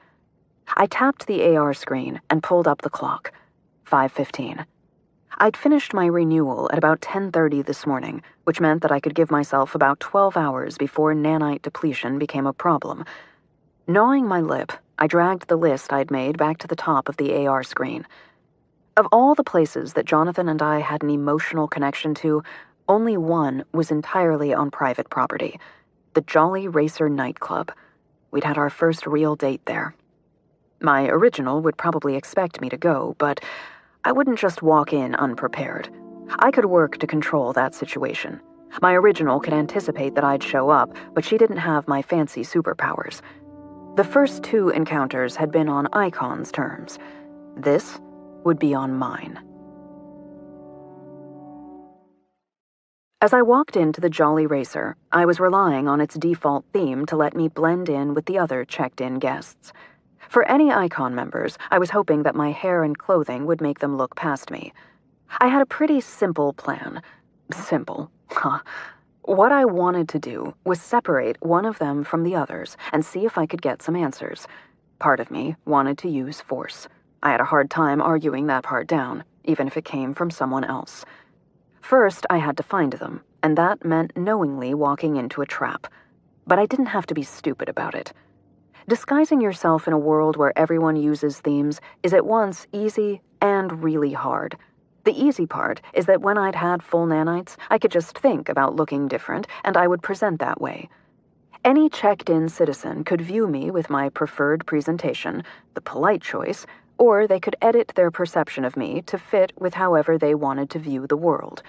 The same way that I could go to the Jolly Racer nightclub and see its default theme with rustic brick and artfully placed graffiti, or override it with my perception choices. I had always liked the Jolly Racer with a touch quieter music and a smidge more light than the default theme. Mostly, I hadn't needed to think about it because the system had learned my preferences over a lifetime of interactions. Which brought us to the hard part. During all the little nanite transactions that make up our world, our computer systems are constantly doing little handshakes and making decisions based on our preferences. It meant that a checked-in citizen software would identify you correctly every time, no matter what theme or skin you were presenting with. But when I was trying to disguise myself to people who were checked out, they didn't have nanites to identify me. This meant that I could use physical disguises. I discovered that while I couldn't print weapons, I could print wigs. My head now sported a bob the same purple as Zoba Moss's streak. My small government-issued bank account also helped me to fabricate bulletproof clothing, which would do squat for energy weapons, but would keep any projectiles out of my flesh. As importantly, it was bulky, which changed the shape of my body and hid the weapons I carried. All of that effort, and then once I was in, I nearly blew my own cover, because the oddness stopped me for a heartbeat before I remembered to keep walking. I'd known that the walls would probably be white. I hadn't expected the music to be missing as well. People in generic white clothes gyrated on the dance floor, shouting at each other over music that I couldn't hear. Swallowing, I brushed against the first person I could. The lights dimmed. Bare brick with graffiti blossomed around us. From the giant speaker rack at the stage, the swirling funk of Plush Cenobite's latest single filled the air. Blue and red lights pulsed in time with the bass line. I sank into the beat and used the act of dancing to work my way across the floor, looking for anyone who was out of place. Brushing against a lanky woman shifted the scene. Plush Cenobite still blared, but with the vocals a little brighter. The walls shifted to posters instead of graffiti, and the lights didn't pulse, but a mirror ball spun overhead. I spun and gyrated, using the motion to scope the room and keep my face constantly obscured by my flying purple hair. There. The movement caught my eye first. A man dancing off the beat. I say dancing. He was swaying from one foot to the other near an exit, and his arm was in a sling. I dipped under the arm of a portly beauty with a mole on his right cheek, and the room morphed again to be midnight blue with starlight dappling the ceiling. Plush Cenobite became a jazz band on the stage, but the beat stayed constant. I blew the beauty a kiss and used that movement to study the offbeat man. The sling would have been a dead giveaway that he was a checkout, even if I hadn't recognized him. It was Carl Newton, former lab tech with a nasal voice and a desire to see me dead. Swell. Spinning, I followed his eyeline and spotted Zoba Moss hanging out on the stairs to the second level. They weren't pretending to dance, but nursed a drink while talking with a woman I didn't know. I stared as long as I could so that Skylar would be able to ID her, but had to keep moving. I backed up, dancing, against another man, and the default theme returned with all the pulsing lights I remembered. Two people here that I knew. The woman on the stairs might be with Icon, or might be Cover. I didn't see anyone else out of place, but there were also members of their team that weren't here.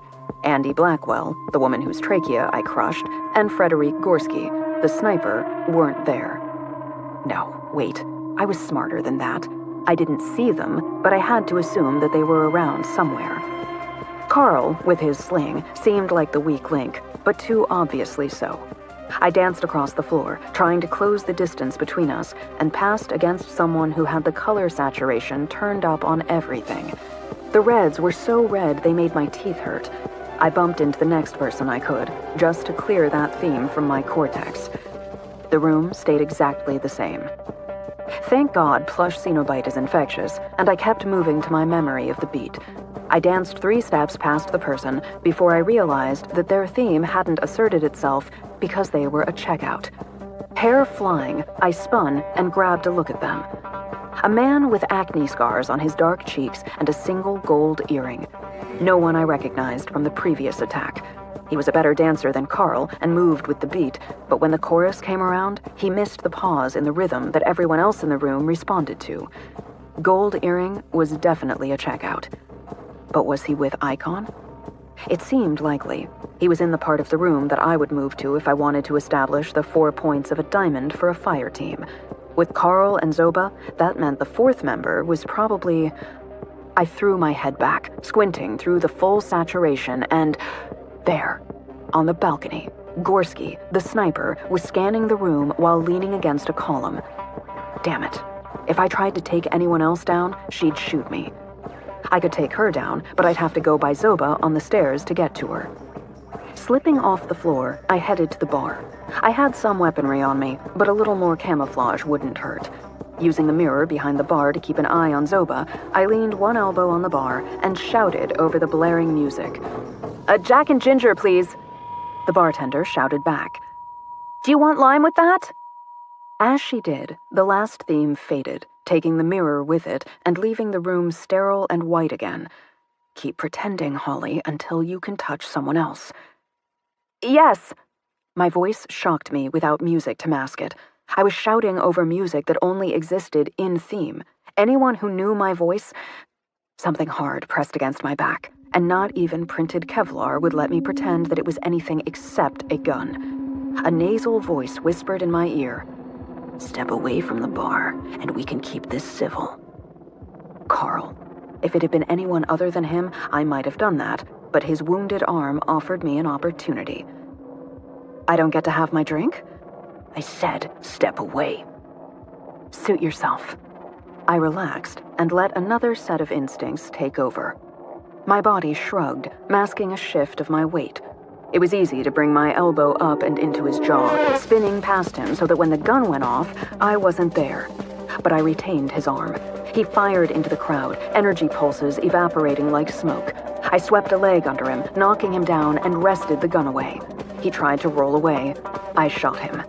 That energy pulse didn't evaporate, and he slumped, paralyzed. I dove away, rolling to check Gorski. She produced a rifle from below the railing, aiming it toward me.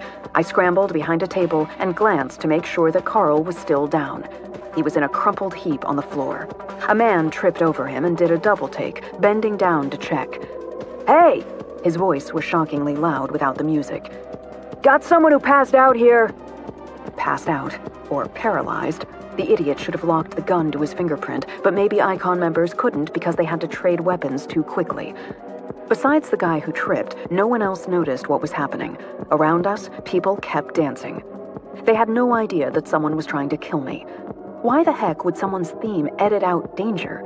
It seemed like knowing that there was a gunman would be a useful thing. Except, of course, if the shooter were using energy pulse weapons that couldn't harm checked-in citizens. Checked-out citizens would be able to see and respond. No one else would have to have their day disrupted. Which handily meant that they weren't clearing the dance floor, so I could use them for cover. Staying low, I looked for Zoba. The woman Zoba had been talking to on the stairs was still there and looking vaguely bored, but Zoba was coming down the stairs, 2 at a time, with their gun drawn. They shouted over their shoulder at Gorski, "Take the shot!" I guess they weren't interested in subtlety this time. Straightening, I took a shot at them. A dancer brushed against me, and the entire nightclub morphed to moody lighting and the bright guitar line of knockoff Sibian. Anything else that Zoba said was gone under the thumping music. Gorski lay down fire across the dance floor, energy pulses evaporating into smoke around me. I ducked, nearly getting kneed in the face by an enthusiastic dancer. Dancer. Where was Gold Earring Man? There. He was making his way across the dance floor to me. The dancers flowed around him like he was just another patron. They either didn't see him, or their theme made him blend in with the scene. I didn't pretend to dance this time. Sliding around a lanky blonde, I aimed at Gold Earring Man and fired. The gold pulse slid through the space between us, evaporating into a haze when it brushed against a checked-in dancer. Gold Earring ducked as I aimed again, and there were too many gyrating bodies between us. Another one bumped into me, and the entire nightclub filled with a dry ice haze. I squinted past it, trying to get a line on Gold Earring Man. To my left, Zoba slipped into the crowd. I tracked them while I kept trying to take out Goldie. Above us, Gorski laid down more fire, and I dropped down into the crowd. Amid the legs of the club-goers, it was impossible to avoid brushing against someone. The club strode through different scenarios almost in time with the music. Grimacing, I worked my way in a crouch toward the last place I'd seen. There. Legs that were not dancing but just walking. I didn't bother standing. I just shot him in the knee.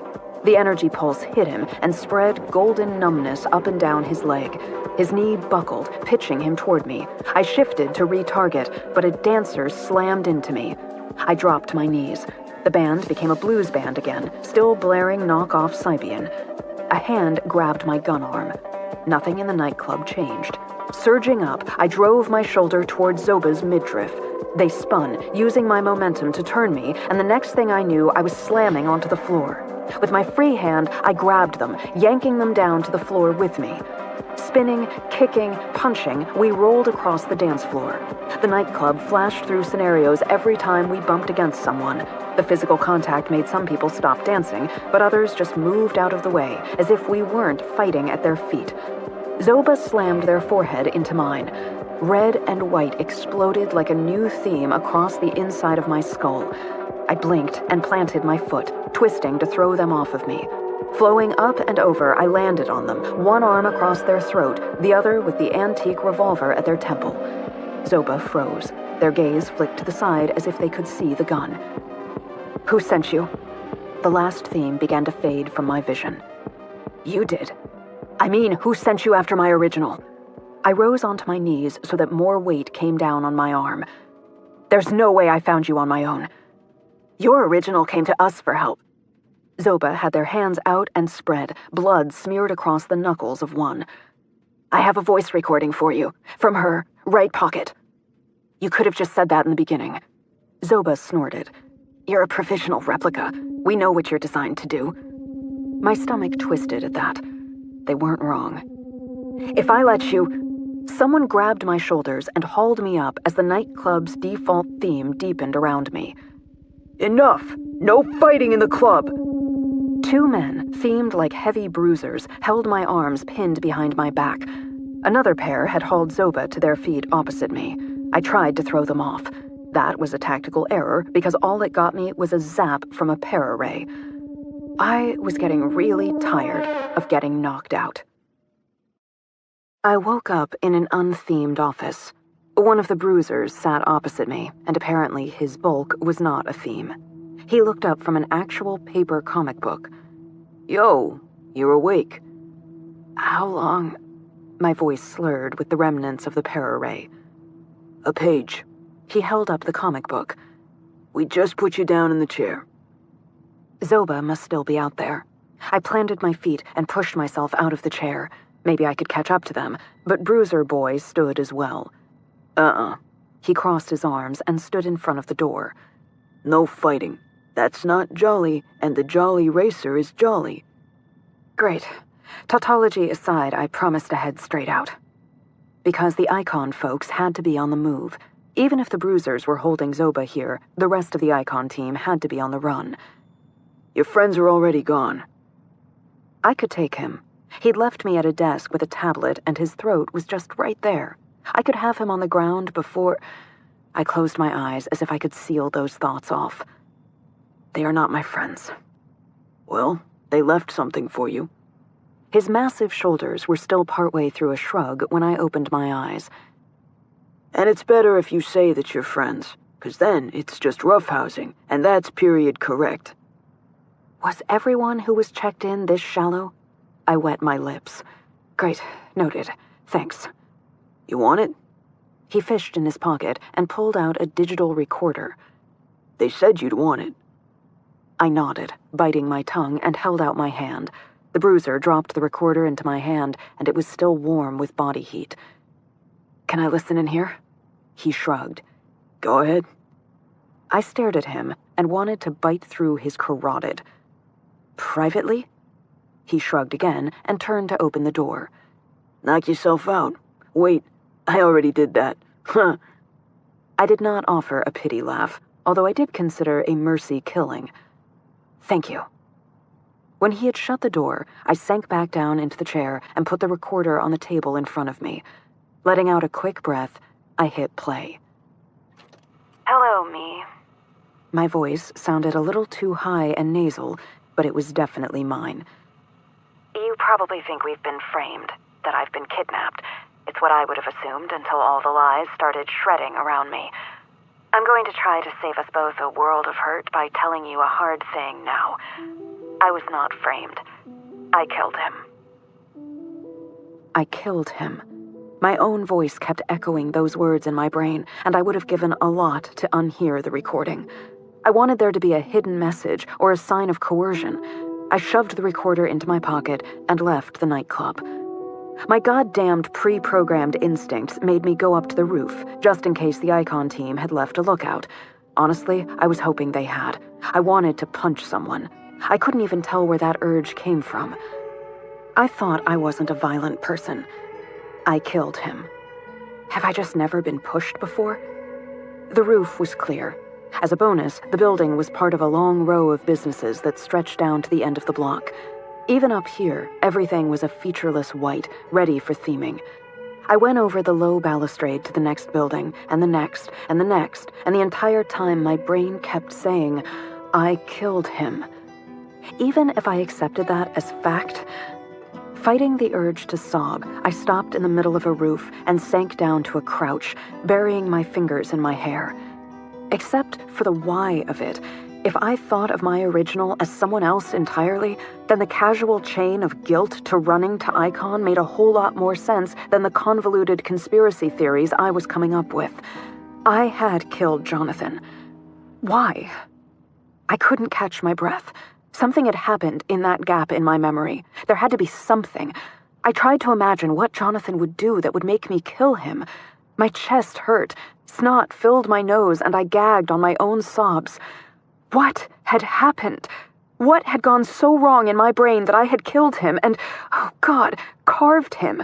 Because whatever had happened, I could not imagine Jonathan doing something worth murder. And mutilation? I shuddered. Sure, it probably wasn't premeditated, but even there, we'd had maybe 2 fights. I couldn't imagine us coming to blows at all. Had he cheated on me? That would disappoint me that he hadn't trusted me enough to be open. I would feel betrayed, yes. But violence? Even if it were in his nature to cheat on me, I couldn't imagine myself striking him. Which left me with 2 basic choices. Either the recording was part of a giant conspiracy to make me think that I had killed my husband, and the Icon agents were in fact actors hired by the government to cement this so that they could track my original down for reasons, or the recording was real and something unimaginable had happened. Hell, maybe I'd hit my head in that gap and a traumatic brain injury had gone uncorrected. Maybe I had a concussion and had lost impulse control. It had happened to my Aunt Sydney. Although, all she did was buy an ungodly amount of yogurt and go swimming naked in it. I didn't quite laugh at the memory, but I did sniffle and wipe my nose on my sleeve.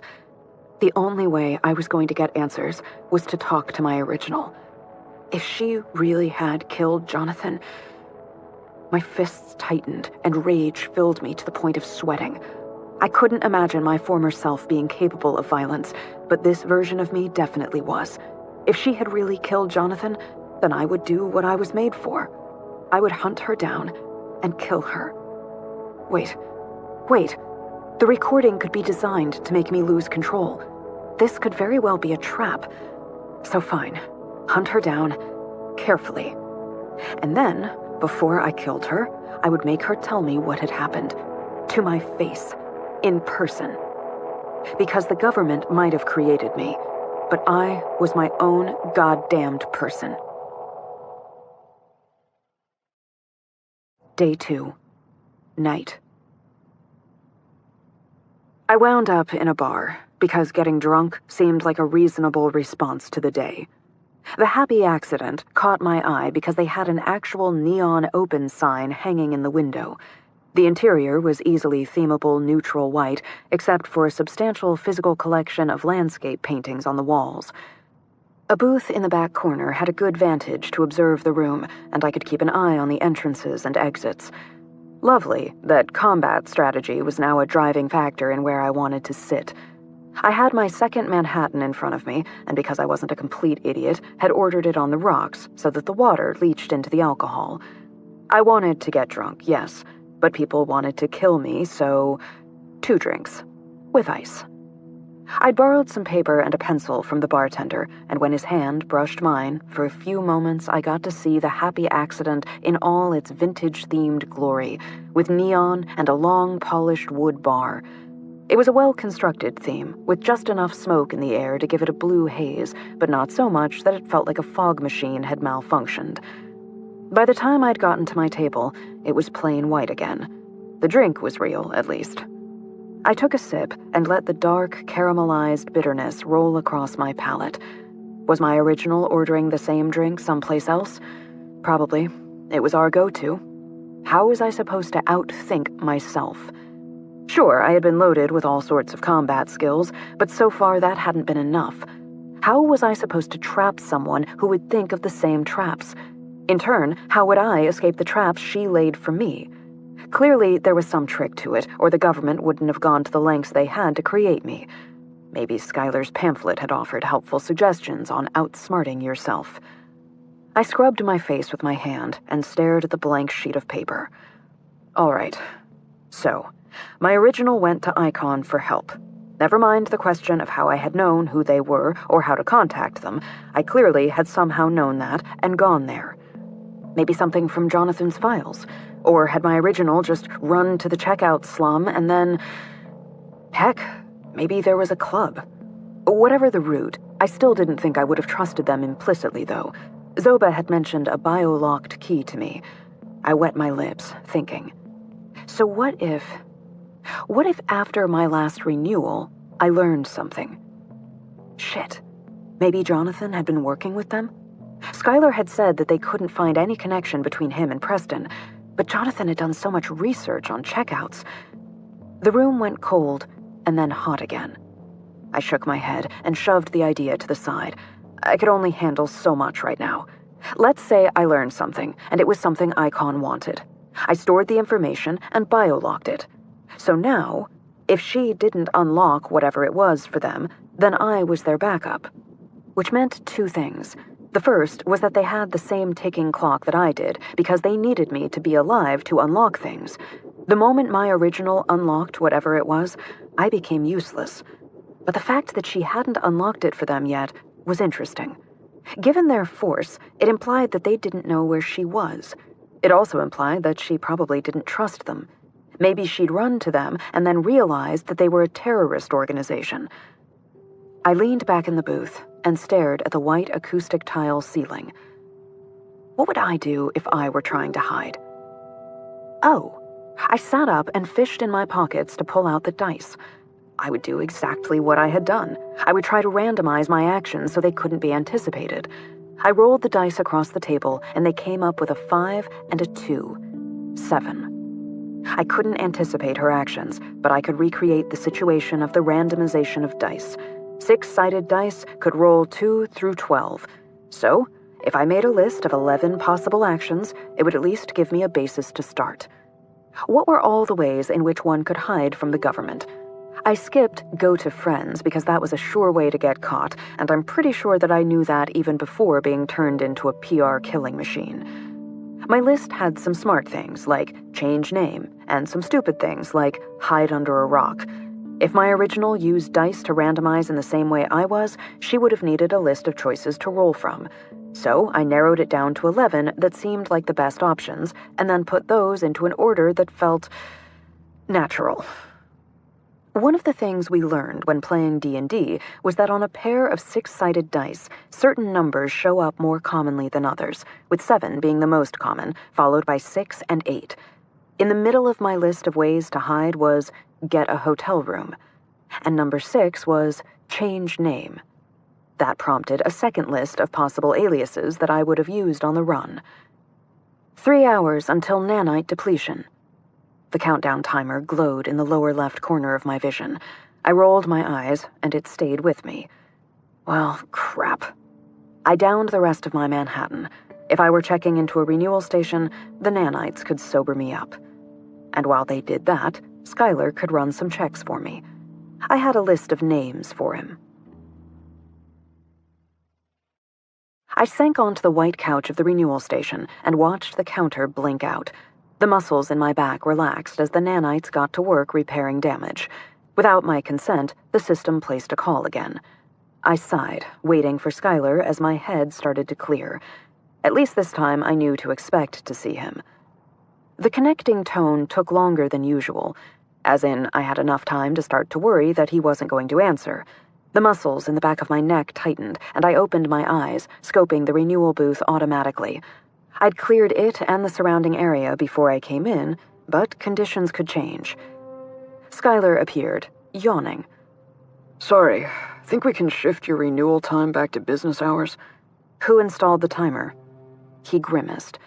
It's a pain in the ass, I'll grant that. Pointing a finger at me like a gun, he said, This isn't in the pamphlet, but it's a useful hack. The system counts down 24 hours from your last renewal, so if you do 2 in a day, you can shift the next time. Ah. And that's why this one was in the wee hours of the morning, because of the attack at my apartment. And since I went in 3 hours earlier than actual depletion, it had already shifted everything back. You'd think they would set it at 28 hours or something. Scientists. He shrugged and yawned again. Do you need me, or are you just doing a renewal? Actually, if I give you a list of names, can you check hotel registries? He sat up and focused a little. You have something? And yes, I can do that. Thanks. And I maybe had an idea. Maybe. Give me the list. I opened my eyes and held the piece of paper in front of them. Hope you don't mind going old school. Ooh, paper. Always a good sign. Statistically? Statistically speaking, PRs who shift to working things out on paper have a higher success rate by about 15%. He sighed and compressed his lips with an expression that almost looked sad. It usually means that they've stopped trying to prove their original's innocence. I'm sorry. I shut my eyes, but he was still there. Skylar looked away from the display and fiddled with something off-screen, which was as much privacy as he could give me. Privacy. All the privacy laws in the world couldn't change the fact that he was right. I had stopped trying to prove that I was innocent, and just wanted to understand now. And, of course, where I fit into privacy laws meant that he would get to watch my moment of revelation in all its snot-filled glory. I dragged my eyes open again. So these names. Got it. I'll get to work on these. I lowered the page. I was worried that privacy laws would stop you or something. Nah, this is just legwork. We call the hotels, ask for these people. The clerk at the front desk either says they are registered or they aren't. He grinned, knife blade nose curving down. This is what interns are for. I gaped at him for a minute as the hair on the back of my neck stood up with an unsettling realization. So, anyone can do this? I may need you to pick a different hotel and give me an assumed name. And if you tell me that this is recommended practice in the fucking pamphlet, it's not. Skylar tugged at his ear and looked down and to the left as if he was working on something. Most PRs don't wind up being hunted back, but then most aren't connected to global terrorist organizations. Why is she? That's what I don't understand. I'm not trying to be difficult or prove my innocence. It would just help. Skylar spread his hands. You're the only one who can tell us that. Are you sure Jonathan wasn't connected to Icon, or anything about his work? Based on his research, it seems likely, but how or why, I don't know. And the only one who does is your original. Skylar sighed again and looked off to the side. Okay, I booked you at the Heathman. Warning, it's a historic landmark hotel, so the amenities are very vintage, shall we say. On the couch, I shrugged and pulled up a map to see where it was. In Old Town. Nothing closer? Yeah, but this one is a historic landmark, so it's public property. The lobby and the corridors. I still can't watch the rooms, but at least I can make sure you sleep safely. Skylar. That's almost sweet. And creepy. My M.O. He grinned. Besides, I can't have valuable government property damaged. Jerk. Also my M.O. You're registered as Lena Harlow. Nice name. My great-grandma. He stifled another yawn. Anything else I can do? I shook my head. Thank you. When he signed off, I still had time to wait for the nanites to do their work, so I pulled up another one of Jonathan's speeches to the Organisation Technologique Internationale. In this one, he was on a large stage in a spotlight with slides and screens surrounding him as he spoke. The logo of OTI floated above the stage with a gentle golden glow. Jonathan wore his long silk divided skirt of deep purple dubioni and a starched tuxedo shirt. My husband had dusted his cheeks with gold and styled his hair to be an artful tangle over his broad tan forehead. I remembered the day he left to do this speech. None of his appearance was themed. The divided skirts... Actually, I could be wrong about that. The color might be themed, but the cut of the garment and the fabric band that wrapped and tied them into place was very real because I helped him put them on, and later I helped him take them off. Lying on my back in an unthemed renewal station, I listened to Jonathan talk while my heart broke all over again. The psychology of checkouts. It's a simple phrase, but so is "how are you" and "I'm fine." These can be social noises or areas of deep concern. Likewise, when I introduce a talk as "the psychology of checkouts," I might be introducing a matter of scientific curiosity or an area of deep concern. He gestured, and one of the slides changed to a bar graph labeled Nanite Deployment, with the bars trending higher each year. I am here to suggest to you that it is an area of deep concern. When nanites and 3D printing were introduced, pundits predicted that they would destroy society. Spoilers, they didn't. He paused while the audience laughed, and then he changed the screen to another bar graph that read Suicides, and the laughter cut off. Now, correlation is not causation, and we know that, but the structure of our society has shifted. Destroyed? No. But it has definitely been upended and shaken about. Where we were once driven by careers or the pressing need to feed and shelter ourselves, now we have no needs. And for some people, we have no purpose. We have no reason to exist. Our lives are without meaning. He swiped the air again, and a new graph showed checkouts, also trending upward. I propose that if we do not understand the psychology of checkouts, we fundamentally cannot understand the nature of our own society. It is easy to dismiss them as living outside polite society, but that is a comforting fiction. They are part of our society. Tonight, through a series of first-hand accounts, I'm going to talk about the psychology and the society of checkouts. He swiped the air again, and beneath the title Jane Doe, an old white woman's face appeared above the stage behind him. My heart stopped, and I froze the replay as her image drew breath to speak. Fine wrinkles puckered her lips and drew paths from the corner of her eyes. A large liver spot rested on one temple. She had silver hair braided into a crown around her head. I'd met her. She lived in the checkout slums that Skylar wanted me to raid. How the hell had Jonathan met her? I started the replay again, and her breath resumed, continuing into speech. Checking out was a slow process, for me at any rate.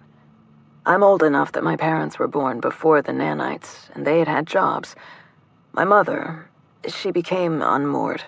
She wasn't a person who took well to leisure, and at a certain point she just walked away.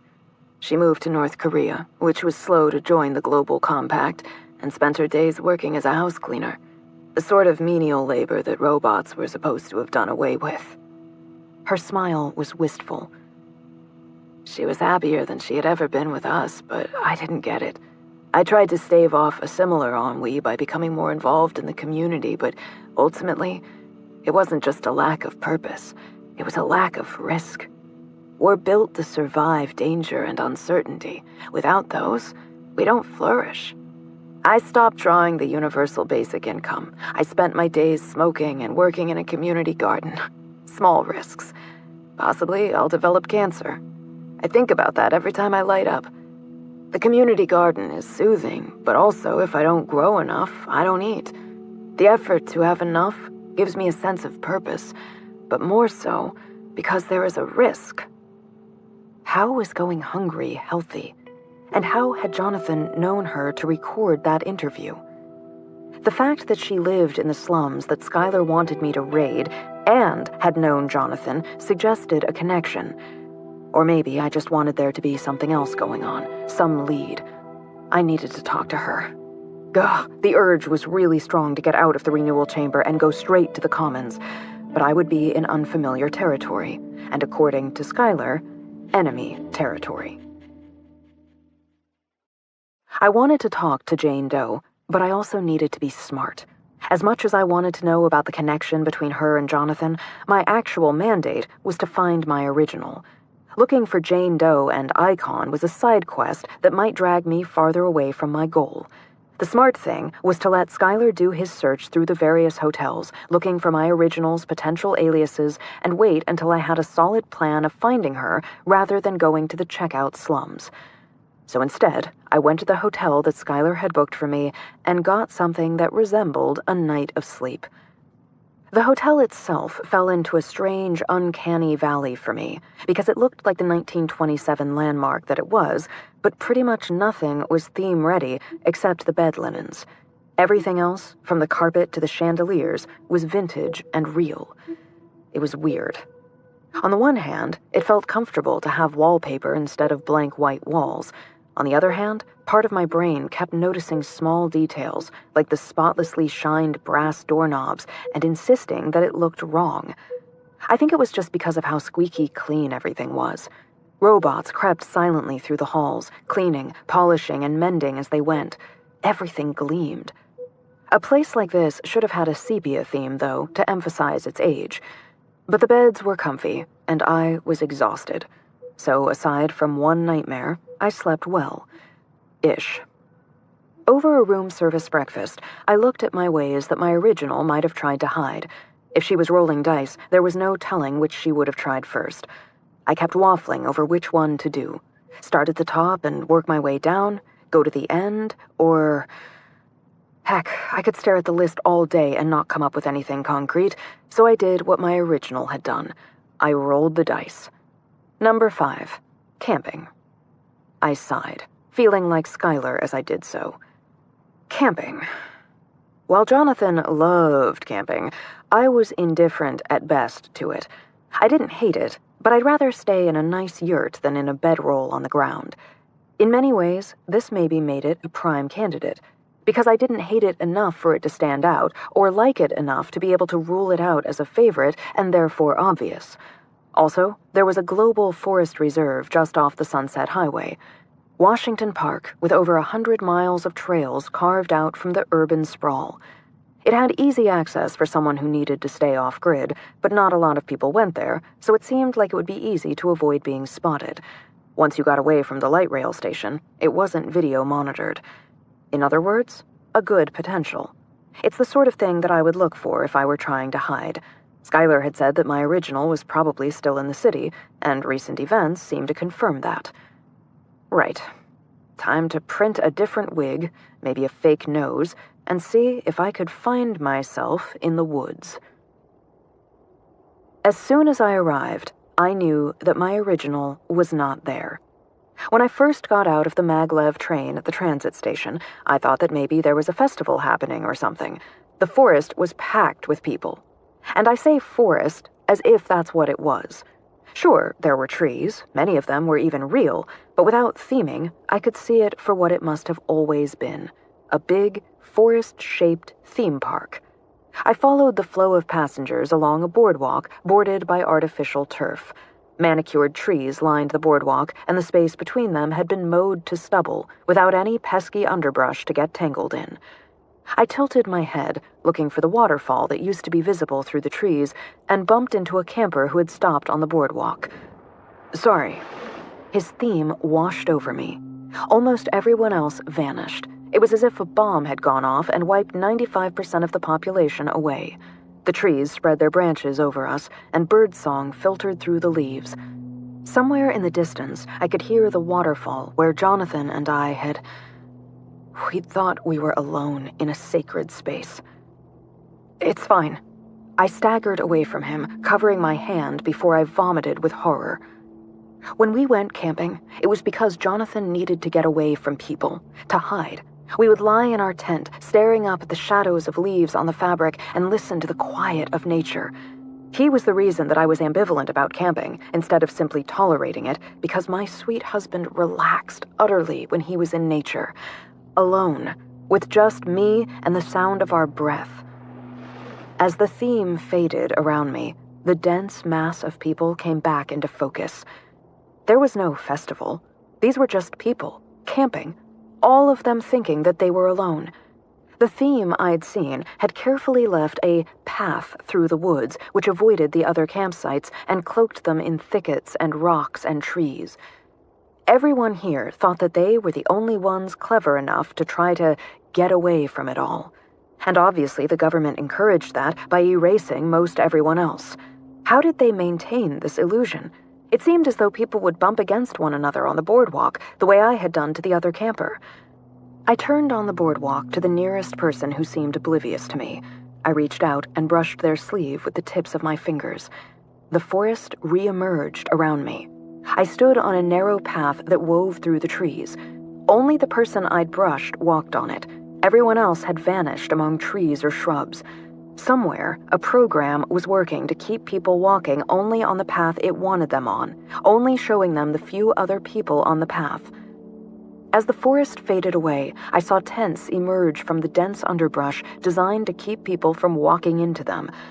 A couple lay on the ground by their tent, completely naked, and made love while an army of strangers walked a few meters away. That had been us. I don't know how many times we had... I pressed my hand over my mouth. I wasn't going to go look at the waterfall. It was probably a kiddie pool with a water slide. The world I lived in, this was it, processed and fake. Even if I killed my original, I'd never be able to go back to my old life. Why would they send me out without theming, knowing that this unveiling would happen, that this liar drawn in blood on a hardwood floor? I shut my eyes and drew in a shuddering breath. Had I realized this? Had my original, for God knows what reason, turned off her theming and seen this and snapped? In that moment, it felt possible. But why take it out on Jonathan? There was nothing for me here. I turned to go back and saw people I knew. Pradeep Bryant and Jenny Mae Barker. Pradeep usually had exquisite fashion sense, and today was dressed in a white sack. He held Jenny Mae's hand, and I smiled. I hadn't known they were a thing now. She did the most amazing carvings of dragon fruit, including one where it looked like a spotted owl was nested inside the shell. I lifted a hand and waved. I knew better. I should have known better. They kept walking as if I didn't exist. And of course, to them, I didn't. You have to come with me. Please. Dandy is doing the most splendid things with carrots. I'm sure that is true, but my chess club meets that night. But they are using foamed carrot. The sculpture only lasts for maybe 15 minutes. It's so ephemeral. She hitched her backpack higher and walked in a circle around me, looking toward me. These trees. I can't get over how amazing they are. I know. Pradeep sighed, tilting his head back. Why doesn't everyone come here? I was able to find a seat on the maglev back into Old Town. Sitting there in the pristine white tube, surrounded by pristine white clothing, I wanted to pull out my pulse gun and start shooting. It wouldn't matter. Their themes would tune me out, and the energy pulses would convert to harmless dust on contact. None of this mattered. An incoming call pinged in my ear. I yelped, half jumping out of my seat. No one noticed. Yay for themes. My phone hadn't rung at all since I woke up as a PR. I had honestly assumed that it had been stripped with the rest of my theming. Heart hammering, I didn't even have time to accept the call before it connected without my consent. Skylar's head and shoulders appeared in my field of vision as if he were just opposite me in the maglev. Holly, good call on the pseudonyms. My intern just found Dodd Anderson registered at the Regal Tower. I sat forward in my seat as if that would get me closer to him. Do you have her? Nope. The room was empty except for a voice recorder and a 20-sided die. Oh. I sagged back against my seat. Without asking, I knew that the die was ruby red and a match to my pair of 6-sided ones. What was on the recording? Don't know. The voice recorder is biometrically locked. Skylar smirked and tilted his head. I'm not usually a betting man, but I'll bet you I know who it's locked to. I need you to come in. Surprising no one, the government building where Skylar worked was plain and white. The architecture, on the other hand, was not the drab utilitarian box I expected it to be. It was a simple, minimalist design, but the ceilings were tall, and it had real windows across the entire front lobby. Skylar met me in the lobby in a shockingly gray suit. I stopped. He'd worn a similar suit when we met, and in every call, but I'd thought it was a theme. Your suit is real. What? He looked down and smoothed his tie, which was a deep aubergine with a subtle geometric pattern to the weave. Oh, yeah. Theme off gets a little wearing sometimes. I gawked. Why don't you have a theme active? He gestured me toward a door and swiped his hand in front of a panel to unlock it. Pretty much a job requirement. You never know what a default theme is masking, and a lot of the folks we go after use that to hide. He led me down a hall, and we passed other government employees dressed the way you would expect government employees to dress. Simple gray or black suits, ties, sleek businesslike hairstyles. Like the hotel, it was a weird, uncanny valley. All of these people were really wearing those outfits. But in theme, they would have been a little crisper, with the whites a little brighter and the blacks a little darker. A haze of cigarette smoke would have hung in the air, even if no one smoked, and somewhere a giant fan would have been spinning lazily. We rounded the corner, and at the end of the hall, filling the entire wall, an actual giant fan was spinning lazily like in a noir film. I stopped. Come on. Really? Skylar glanced at it, and then back at me, with absolutely no expression. What? The giant... What does it even do? It circulates the air. He had to be pulling my leg, but his deadpan was flawless. Skylar walked toward the fan, and I swear to God I thought he was going to walk through it, but he stopped in front of a door midway down the hall. In here.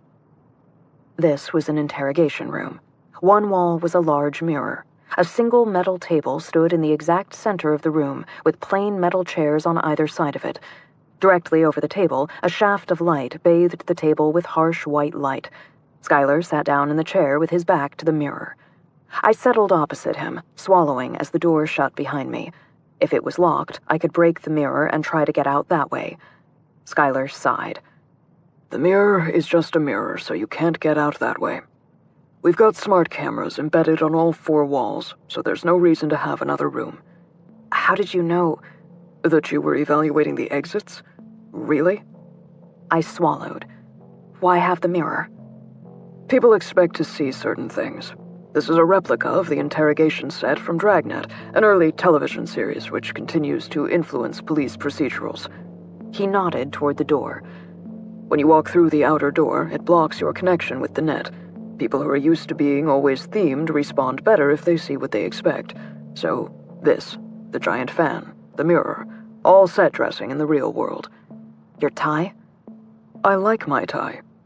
He fished in the pocket of his coat and pulled out a plastic bag and a pair of bright purple gloves. The evidence bag is real, too. Snapping the gloves on, he pulled out the data recorder and set it on the table in front of me. Do I need gloves? Your DNA is the same as that of your originals. He nodded. And I need you to try to play that. My hands stayed in my lap, and I took a slow breath. For once, both my natural instincts and the implanted ones were in agreement. They wanted me to get up and run away. Tension made knots of my spine, and apprehension clogged my throat. I didn't want to play it with him there, but there was no reason that I could offer except that it might incriminate my original, which was sort of the goal of my very existence. Something about playing a message from myself felt too intimate to share, which was stupid, since he could rummage around in my memories. I swallowed. Did you hear the other one? Yeah. I'm sorry. You knew I was guilty. Your original is, yes. We wouldn't have created you if we hadn't been absolutely sure. Skylar pushed the recorder toward me. A biometric indicator on the side glowed red. Let's see what else she has to say. I dragged my hands off my lap and picked up the recorder. The biometric indicator flipped to green. Feeling like I was holding a gun to my own head, I pushed play. Hello, Self. I'm not sure which of these you found, but I'm leaving 6 copies of this message in places that I think you might go. Listen, I'm sorry about the position you've been put in, that I've put you in. When I killed, I didn't think about the fact that they might make you. I should have, obviously, but I didn't, and here we both are. I closed my eyes so I didn't have to watch Skylar watching me. Thank God this wasn't a virtual meeting and I could have the darkness inside my own head. Please, please be careful. You absolutely cannot trust the government. Everything that we knew and thought was a lie, okay? All of it. Lies. I want to talk to you. God, I want so badly to talk to you. I know how badly Jonathan's death has got to be hurting. My eyes snapped open and I shut the recorder off. Shaking, I pushed back from the table and stood. She knew how badly it hurt. She had murdered him. I turned and slammed my fist into the wall. The drywall dented, but all I felt was rage and despair. Hey! Skylar's chair scraped against the floor. Can you play the rest of it without me? Yes, but the chances that she left clues that only you'll catch are pretty high. He sighed. I'm sorry. My hand ached as I pulled it away from the wall. I pressed the heels of my hands against my eyelids and made fireworks across the darkness. Grinding my teeth, I sat down again. Is this normal? What? Leaving clues like this. It's just increasing the chances that she's going to be found. The smart thing would be to leave a trap. Better, the smart thing would be to leave no evidence at all. So, what's with the messages? Is that normal? Skylar shifted in his chair, running a hand down his tie. Not normal, no. But I've seen it before, a couple of times. He winced. It's when they feel guilty. The originals. They're second-guessing the crime and want to explain it to the one person who will understand. If you forgive her, she can forgive herself. I stared at him. That's messed up. Yep.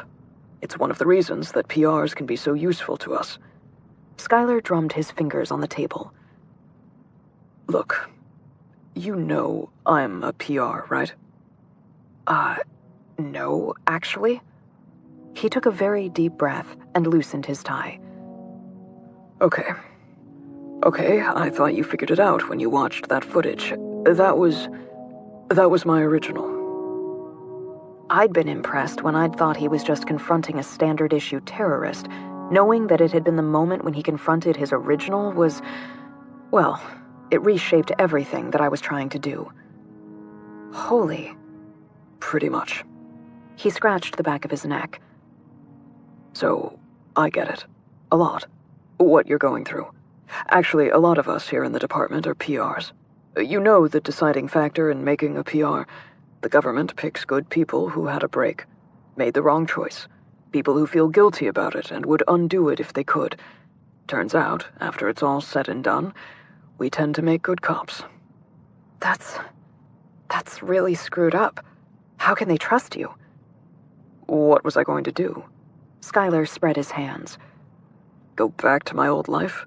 Go rogue and start killing people all over again? That's who I was, but it's not who I wanted to be. I don't think it's who my original wanted to be either, but he made choices. I have an opportunity to make different choices. Every day I make a choice. He chose to tear things down. I try to build things up. Did you read that on a motivational poster? But my wisecrack was just there to cover how close to home that sentiment came. I used to be someone who built things. I built communities and relationships and art. My original wasn't that person anymore. Neither was I, but that's who I wanted to be. Would you believe me if I said it was in the pamphlet? No. He grinned, and it was a surprisingly nice grin. You'll have to read it to prove me wrong.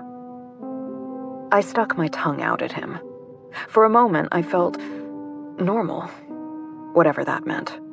I looked down and picked at a cuticle. So, whose instincts do I have? What do you mean? I gestured back toward the wall. The violence. Skylar's mouth fell open a little. He closed it, grimacing, and looked away. Yeah. We don't touch your personality when we edit you. I laughed. I know how to... Yes, you know how to kill.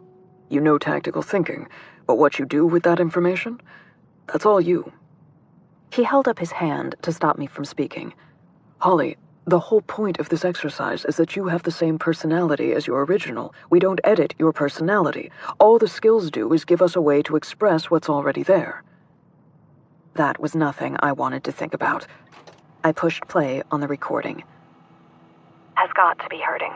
I promise that it was necessary. If I can just see you and explain, they'll be watching you constantly. But if you go to the market, you can leave a message for me there with Stilla. She's not with us, but I can send a courier to pick up some oranges. Just tell me that you're willing to meet. I'll find you. The recording cut off. I shuddered and let go of it. This isn't it. What? When I was kidnapped, did you catch the part about them needing me to undo a biolock? I nodded to the recorder. This isn't what they needed me to unlock. So the question is, what did your original lock? Skylar picked the recorder up and dropped it back into the plastic bag. Peeling off the gloves, he watched me. Catch anything on the recording?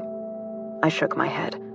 Besides the fact that I apparently lost my mind, I'll come up with a list of places that are safe for you to meet her. But I'd recommend sending someone to the market, rather than going yourself this time. Yeah, that made sense, given my original's current track record of murder and kidnapping. I stared at the data recorder in the plastic sleeve and rubbed my forehead with one hand. She said she wanted to explain, and I didn't believe her. What did it say that I'd hit a point where I trusted Skylar more than I trusted myself? From the moment I'd woken up, he'd been a pain in the ass, but honest. At least as far as I could tell, whereas my original had teamed up with people who wanted me dead. Whichever way it goes, this has got to be a trap. Very likely. I sighed and tilted my head back to stare at the ceiling. If she locked something and Icon was still cooperating with her, then it seemed likely that they must have control of it, but that she wouldn't unlock it. All right, let's talk about getting me into Icon. The streetlight shadows stretched across the streets outside of the Commons. The slum that the checkouts lived in was a complex of identical apartment towers arranged like sentries around a central common area, which was, I supposed, where it got its name. Pedestrian paths cut between the buildings, lined with planters. The planters on either side were filled with tomatoes and leafy green vegetables in tidy rows, which were a sharp contrast to the weeds growing through cracks in the sidewalk. Some builder had tacked porches onto the front of the towers as an unhappy afterthought. I bet they thought it would look cozy. Maybe it did when it was new, but peeling paint and mildewed plastic can make anything look like a horror film waiting to happen. As I walked down one of the public streets toward the Commons, I carried a duffel bag filled with toys, a tent, and some clothes in one hand and a bag of groceries in the other. If someone wanted to search me before I got into position, they would find nothing seriously incriminating there. My heart rate accelerated as I stepped off of public property, easing down the path between two of the buildings at the Commons. As long as I had been on public property, Skylar had been able to watch my back. He had a fire team ready to extract me if things went really wrong, but we both knew that if Icon caught me again, I probably wouldn't survive long enough to be rescued. The duffel bag was bulky enough that I was tempted to abandon it, but it was best to be prepared for contingencies. If Skylar's sources were correct, Icon's local base was on the top floor of the third building to my right. The maintenance bot I'd sent ahead of me crawled up a wall and started to clean the security camera there. Oh, the government couldn't access these, but the managers of the property could, and I'd bet my remaining day that Icon was watching that feed. Waiting for the lens to be obscured, I paused behind a crop of some kind of bean. Interesting that I knew how to kill now, but couldn't identify a literal hill of beans. Hey! A man's voice came from behind me, gruff and tense. What you doing there? Crap. And this was why I was wearing a disguise. I sent up a prayer that my wig and printed fake nose would fool whoever this was. I stayed in the crouch and looked back, smiling as if I were just tying my shoes. Hey, hi? 3 people, one of whom was Goldie, the man with the gold earring from the nightclub, stood behind me. Double crap. The chances of being recognized just doubled. I had been counting on the members of the fire team to be out waiting for me to stumble across a point of interest instead of being back here. On the other hand, Goldie had only been at the nightclub, so maybe the others were out waiting at some likely location for me to appear. My shoe? Pitching my voice up and forward through my nose, I straightened, holding the duffel. Do you know where the office is? Why? He glanced at the other 2, and they each took steps to the side, as if ready to cut off my escape.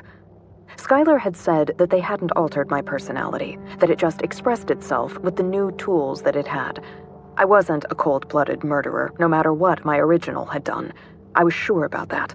I was a problem solver. Before this, I had solved problems by hosting parties or boosting signals. Now I solved them with a different skill set. And these people were a problem waiting to be solved. I smiled. Hi. The nice thing about being nervous was that it made trying to project nervous dead simple. I heard that there were rooms here for, checkouts? You checked out? Goldie took a step toward me. Yes. I mean, I stopped going to the renewal station, and my nanite stopped working, but now I don't know what to do. I mean, I feel cleaner and all, but my apartment is all, and everything is fake, and are there rooms here? They exchanged looks, and I worried that I overplayed it. I was basing the character on a carrot carver I knew who was 27 going on 17. It would help if I knew what they were looking for. Were they the normal security team? Did they just hang around all day watching for suspicious characters? Or were they the greeting crew for checkouts coming in for the first time? What's in the bag? Oh. Or were they on the lookout specifically for me? I looked down at the duffel. Clothes? Let's see. One of the women with Goldie held out a hand, and I passed the duffel to her. She deliberately brushed her fingers against mine. Nothing changed in the environment for me. She nodded. Theming's off. Frisker. I'll give them this. They were businesslike and didn't shove me around, just checked me for weapons, of which I had none. On me. They opened the duffel, which was filled with the things you would expect someone checking out to have. A tent, toiletries, and generic white clothes like someone who was nearly themeless might own. And then they took the bag of groceries, going through each item while I shifted from one foot to the next and tried to look the right amount of nervous. All right. Goldie zipped the duffel bag up and handed it back to me. He kept the bag of groceries. I shifted weight to my left leg and fiddled with a strand of my wig. My groceries? Tithes and offerings, my dear. He fished an apple out of the bag and tossed it to an Asian woman with gray hair and lines at the corners of her eyes. Let's take our new friend down to the office. She nodded to him and shooed me toward a gate between the buildings. He's teasing you. Oh, so I'll get my groceries back? Les laughed at me. Oh no, but you won't go hungry either. I wasn't going hungry. Outside? I mean, I'm checked out, but I still have my universal living income, right? It's just another way they keep track of you. The walk between buildings opened out, as the map had led me to expect, onto a large, round common area. There was a fountain in the middle of it, and the paving stones had all been dug up to be a giant community garden. The garden was pretty impressive, but I didn't see how it could feed all of the people living here. Supplement? Sure, but there wasn't nearly enough produce for these folks. She led me into the first building on the left, which at least meant I wouldn't have to backtrack far. Or maybe I would get really lucky, and they'd just give me a room in the Icon building. Huh. Les opened the door to the office and held it for me, which sounds like a polite thing, but it really means that she was controlling the exit. I pretended not to notice and went in. Zoba sat at a chair next to the small desk. They glanced at me, without recognition, and over to Les. Who's this? New checkout. Wants a room. She smiled and patted me on the back. Macaulay checked your bags. Nothing untoward. All right. They nodded toward a row of hard, white plastic chairs. Have a seat. Hope you don't mind doing some paperwork on actual paper. No? I settled on the seat, putting the duffel in the chair next to me where I could get to it quickly if necessary. Zoba nodded and opened the desk drawer and produced a clipboard and an energy gun. Before they had the gun all the way out of the drawer, I was moving. I flung the duffel at Zoba, lunging at Les, and yelled, "Tent, assemble!" The tent ripped through the duffel bag, expanding in a flurry of poles and nanite-infused cloth. I grabbed Les and swung her away from the door. She yelped before I even touched her, throwing her hands up between us, which gave me time to spin and drive a leg into the woman's knee. With my other hand, I pulled out a can of party string from my pocket and sprayed her in the face. She dropped, blinded, to the ground. Zoba fired at the tent, which would have worked well for them if I hadn't printed a tent rated for lightning strikes. I grabbed a chair and spun around the side of the tent, slamming it into Zoba with both hands. They staggered backward, firing wildly. I dove forward, slamming into them. We grappled for a moment, all hands and feet and grunting, but I could solve this problem. I swung, bringing the empty can of silly string down on their nasal bridge. As they reeled back, I followed up with a knife chop to the front of the neck, but the tent snagged one of my feet and threw my aim off just the tiniest bit. I clipped their chin as I went in, and my little finger snapped. It didn't matter, because they dropped to their knees, dropping their energy weapon. I spun and slammed the can of party string into Zoba's temple. Once, twice. On the third time, they dropped to the ground and didn't move. I snatched the energy weapon from the floor. My stuff was scattered across the office, but the tent trick had been worth it. Tent, disassemble.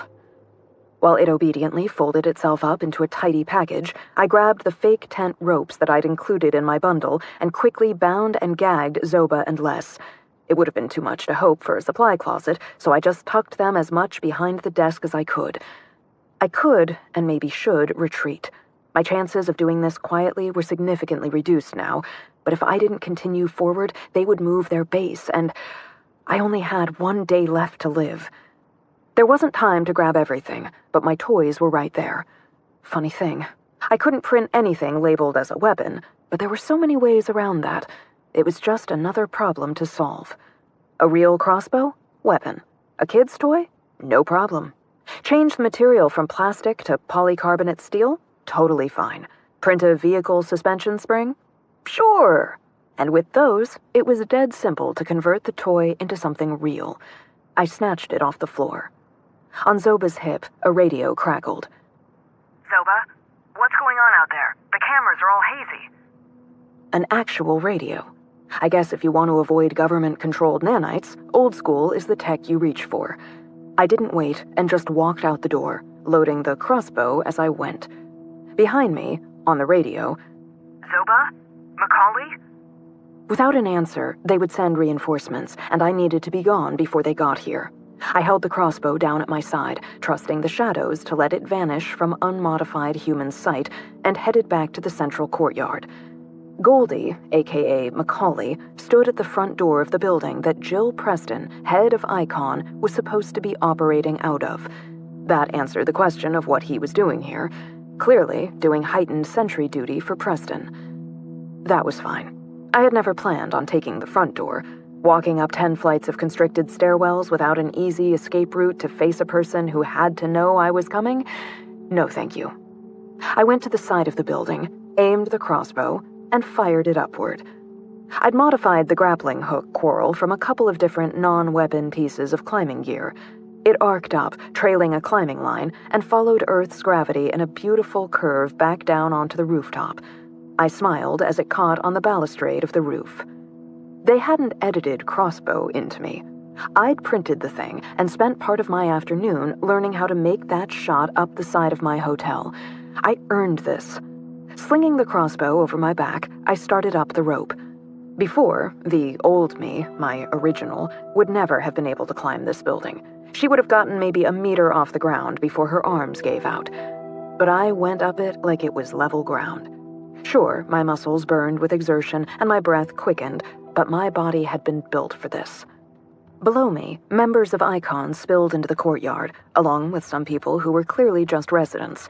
Shouts of, "What's going on?" competed with, "Everybody back inside!" I just kept climbing. "Zoba's down!" I called up the number that Skylar had given me. It connected immediately, projecting him against the brick wall of the building. "Are you all right?" His tie was askew. "Fine." All right, 3 floors up, and I was feeling the climb. "Now would be a really great time for the maintenance bots to change light bulbs, as discussed." He gave a nod, tapping out something in a screen I couldn't see. "Happening now." Below me, they still hadn't figured out to look up. The shadows hid me, but if they got work lights, I'd show up. I caught portions of shouts. "What are bots and all coming from?" "Thanks. I'll call again when I'm ready for extraction." I tried to disconnect, but Skylar hung out in my vision. Naturally, I grunted as I climbed. "Taking up valuable landscape in my field of vision. Can you—" "Oh, sorry. Right." He vanished into the night. The shadows coating the side of the buildings deepened as the lights in the courtyard blinked out one by one. Lights in the buildings flickered and went out, and the night popped into infrared glory. I got to the 5th floor and looked through the dark window. A single, person-sized shape glowed in the cool shadows. It was tempting to come in right through the window like some sort of avenging angel, which wasn't actually a bad description of a PR. Maybe an avenging revenant? I shook my head, which was filled with weird thoughts, and went all the way up to the roof. Breaking glass would tell everyone below where I was. I left the rope and grappling hook in place, in case I needed this as an exit route, and slipped into the stairwell. A maintenance bot trundled down the stairs below me, removing a light bulb from the wall. All it had taken was filing a citizen's maintenance report, which any of the checkouts could have done to keep the commons in good repair. But the fear of government surveillance ran strong here. Below it, in the sinking darkness, I could hear voices and see flashlights as Icon members tried to clear the stairs. If they had any brains at all, they would realize who my target was. I eased the door open on the top floor. Down the hall, 2 guards stood outside the door Skylar had identified as Jill Preston's room, their body heat glowing against the cool shadows. I had laid them both out and had control of their weapons before either of them could draw a second breath. The power in my limbs was intoxicating, which terrified me. No matter what Skylar said about my personality being untouched, I was fundamentally a different person. Was I pleased because I had just hurt people, or because I had solved a problem efficiently? I stepped into the room, gun held low and ready. Windows on all 4 walls, which meant that some of them were just screens, no other doors. One person, an old white woman with a crown of braided silver hair. Jane Doe. Shit. The picture that Skylar had showed me was of a blonde woman. Both of them were white, but Jane Doe was a good 20 years older than Preston. She sat at a desk with a cigarette in one hand and a lighter in the other. I raised my gun and aimed it at her. Stepping fully into the room, I kicked the door shut with my foot. She turned toward the sound and spotted me in the dim light from the window. She sighed, rolling her eyes. Questions warred for precedence. How did she know Jonathan? Where was Jill Preston? Where was my original? Leveling my gun at her, I crossed the room. The first question out of my mouth was, "How do you know Jonathan Gentry?" "That's the question you're going to open with?" She flicked the lighter and lit the end of the cigarette. "At least you're consistent." Start there. I had other goals, but all of them were overridden by just wanting to understand. "All right. Jonathan wanted to understand checkouts, and we'd met many years ago, back when I was still an upstanding citizen." She shrugged. "It's not very complicated." "So you worked at the lab with him?" "You killed Andy Blackwell." She took a drag on the cigarette. "Did your handler tell you that?" She was trying to get under my skin, so I ignored the dig. Tried to ignore it. "I'm going to ask one last time. How did you meet my husband?" "In my past life, I met a lot of people, and I guess I made an impression on him." She exhaled smoke. "He may have tried to hide it, but Jonathan was an idealist. And as you can imagine, we tend to recruit idealists. For the cause, you know. We thought we could convince Jonathan to share the memory tech with us so we could make renewal stations, free from governmental influence. Then why did you have him kill? Please, for the love of saints, don't ask if that was why I had him killed. You know better than that. Your original already told you as much. A part of my brain raised a warning flag that she was talking to buy time for one of her team to get up here. I crossed the room and put my gun directly against her head. Open windows on 2 walls, one looking out over the commons, the other toward the city. Gorski could hit me through either. Stand up. No. I slipped behind her, grabbing an arm and twisting it up behind her back. She had to get to her feet to keep me from dislocating her arm. I walked her to the corner so we were shielded from at least one window and shoved her onto the floor next to a hat rack. A pork pie hat sat at the top. As she turned on her knees to face me, the faint glow of distant city lights from the other window brushed her cheekbones and gave me a glimpse into what she had looked like 15 years ago. A former senator, disaffected, checks out, and vanishes from the public eye. Jill Preston. She smiled, wrinkles bunching, and held up her cigarette, which she had somehow not dropped.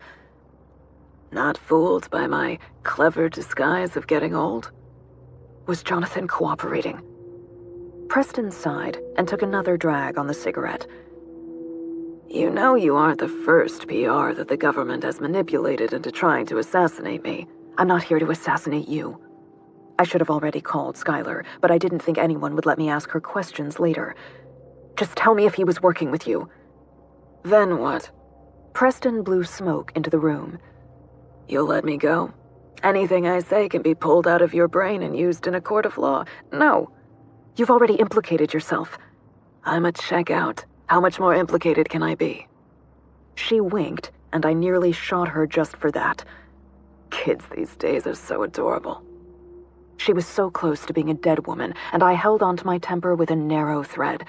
I had come here for a reason, and as much as I wanted to know about Jonathan, he wasn't why I was here.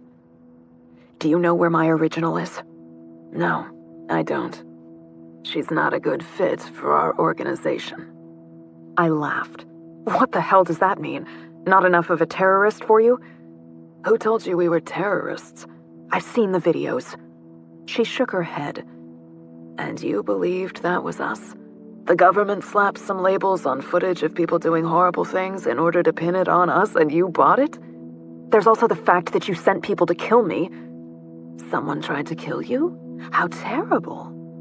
Her voice sounded like a grandmother out of a fairy tale. Poor dear.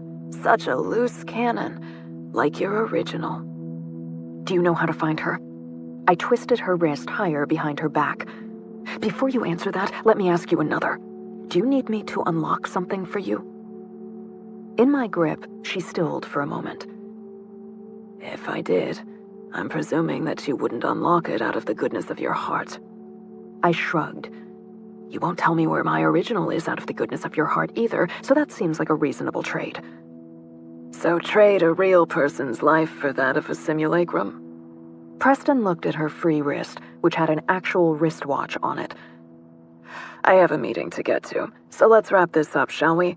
You're not a real person. The government doesn't treat you like one. You're also not going to kill me because doing so would mean that you are no different from your original, whom you loathe because she killed your husband. That self-loathing is driving you right now because if you can find her, then you can undo a mistake. Except, you can't.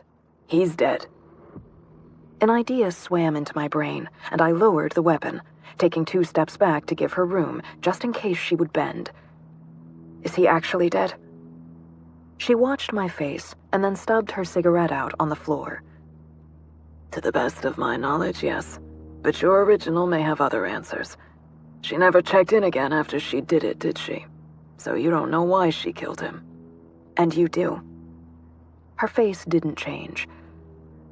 I need to go to my meeting now, so unless you're going to kill me or charge me with something... The first option was so tempting. Skylar would thank me for it. It would rid the world of a horrid person.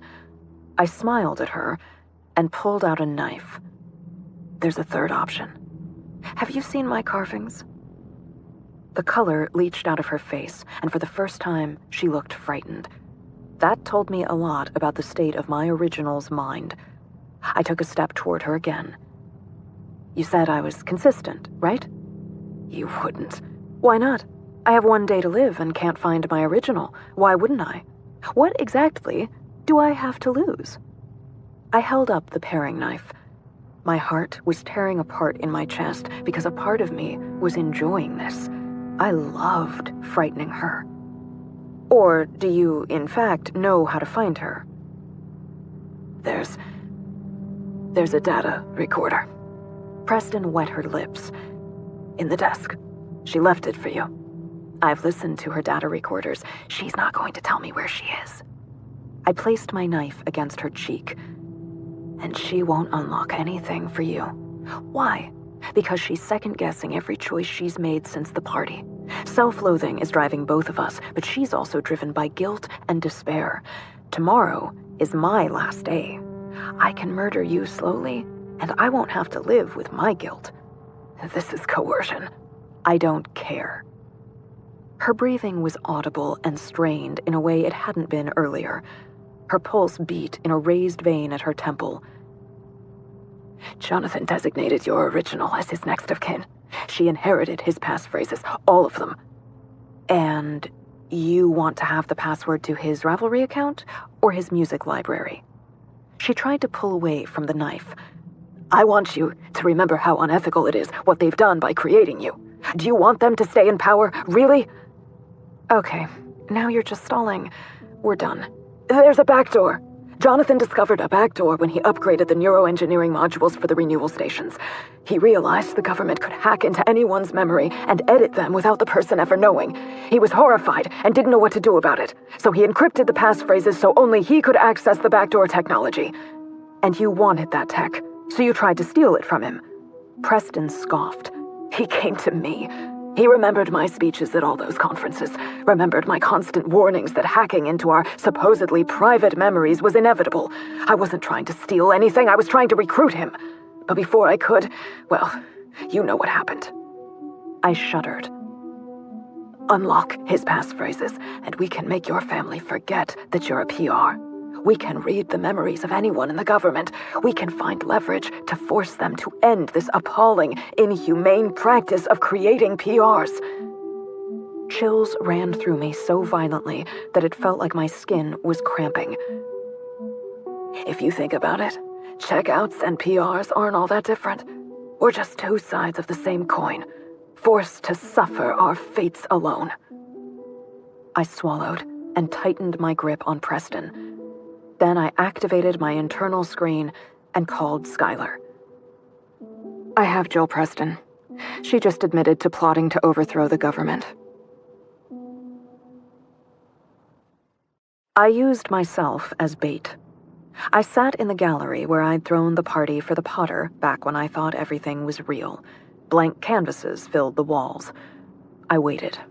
In my hand, I held an orange, and I slid my knife through the resin-laden skin, releasing packets of citrus oil into the air.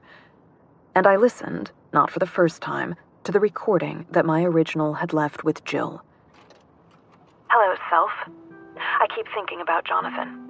I keep thinking about how he was the realest person that I knew. Do you remember? Of course you do. They loaded you with my memories. So think about Jonathan the way he was when we met him. Remember? We were at the Riverside Marketplace. We were buying oranges for that carving sequence mimicking sea anemones.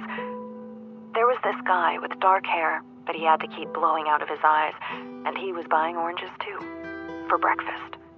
We said something about preferring the small flaws of real oranges to the idealized printed ones, and he said that we could adjust the printer for that.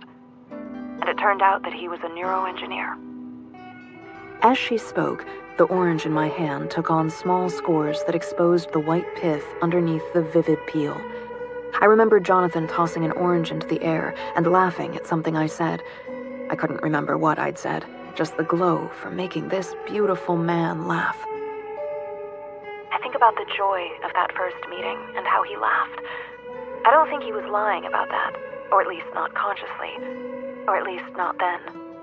How many times did we travel with him? How many places did we go together? Did you know that he was unhappy?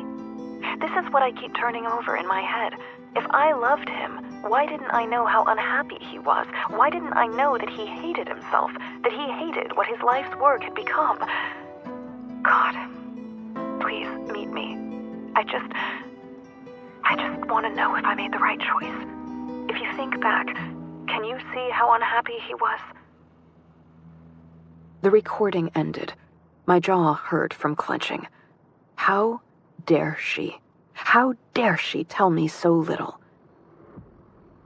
If you think back, can you see how unhappy he was? Next to my ear, something metallic clicked. My original stood beside me with a gun to my head. It had taken her long enough to get here. I was done playing her games. It was her turn to play mine. I pulled a wedge of orange through a gap in the peel and bit into the tart fruit. The inside of my mouth constricted away from the acid. Do you hate them now too? Or is that a thing that we get used to after a while? You don't seem to care that a gun is to your head. I shrugged. I've had a gun to my head all 4 days of my life. Through the tiny gap in the skin, I extracted another wedge. The membrane was cool and like fine skin beneath my touch. People walked through the gallery but didn't react to us. I hadn't brushed into anyone here, so I wasn't sure what their theming showed. Was it trying to make them think they had the gallery to themselves, or were they just denying the existence of violence in our world? Either way, we were functionally invisible to everyone else. I keep staring at that blank canvas. There used to be a painting by Korsakov there, but it wasn't real. Or was it? What makes art real? Is it that it existed, or that someone appreciated it? Can real emotions be generated by something fake? My original didn't reply. I didn't really need her to, because I already knew the answer. Setting down the orange, I stood up slowly. She wouldn't kill me because I had the one thing she wanted that no one else could give her. I could forgive her. Could, but I wouldn't. With a leisurely motion that felt like stretching, I pulled out my gun, pointing it at my original. It had occurred to me that I didn't actually know what level this was set to fire at when it struck her. With all of the Icon members, it had been set to stun, but I suspected that it would kill my original. I couldn't find it in myself to care. She was pointing an antique revolver at me. There was no doubt what this weapon would do, what it was designed to do. And she was crying. Again, I couldn't find it in myself to care. I can't tell you if that was a flaw or a strength. And yet, with my end goal in sight, I couldn't bring myself to pull the trigger. Looking at her was not like looking in the mirror. There was a subtle wrongness, which intellectually I understood. It was because I was used to seeing myself in the mirror, so I'm used to seeing a view of myself that is reversed. But she and I existed in the same physical universe. I was her, and she was me. Even with those critical weeks of difference, we were still the same person. Or at least had the same backstory. What was it Skylar had said about a single breaking point? A single spot where we made the wrong choice. Just like she had to try to convince me that she was right, I had to know that she was wrong. With the gun still outstretched, I said, "You killed a replica of Jonathan, didn't you?" My original nodded, tears streaking down familiar cheeks. Is his original still? I knew the answer to that, but when she shook her head, I still felt the air pull out of my lungs. Why was he a replica? Jonathan had this depression that he masked. He felt at a loss, purposeless, even with a real job. The cold, sad smile she returned froze my heart because I knew that expression. She wasn't lying. You remember, don't you? I did. I remembered the way he would turn inward and become silent. He always said that he was thinking about a project, but it was his own sort of theming. Jonathan checked out after he discovered the back door, didn't he? I knew the answer, but I wanted to hear her say it. Her face went cold and bitter again. She still had her antique revolver pointed at me, but the end was beginning to shake. It was a long time for unedited human muscles to hold a piece of steel. He tried. When I look back, I can see how hard he tried to be there with us, but he finally couldn't. Do you remember his trip to the Rhone Valley? Jonathan never came home from that. He had been gone for 2 weeks. My heart constricted in my chest. I usually went with him, but this trip was supposed to be all business, and he'd told me to stay home. He'd told me that he wouldn't have time to talk. Yes, he did. Jonathan never came home. My gun arm dropped, the weight of her words dragging it down.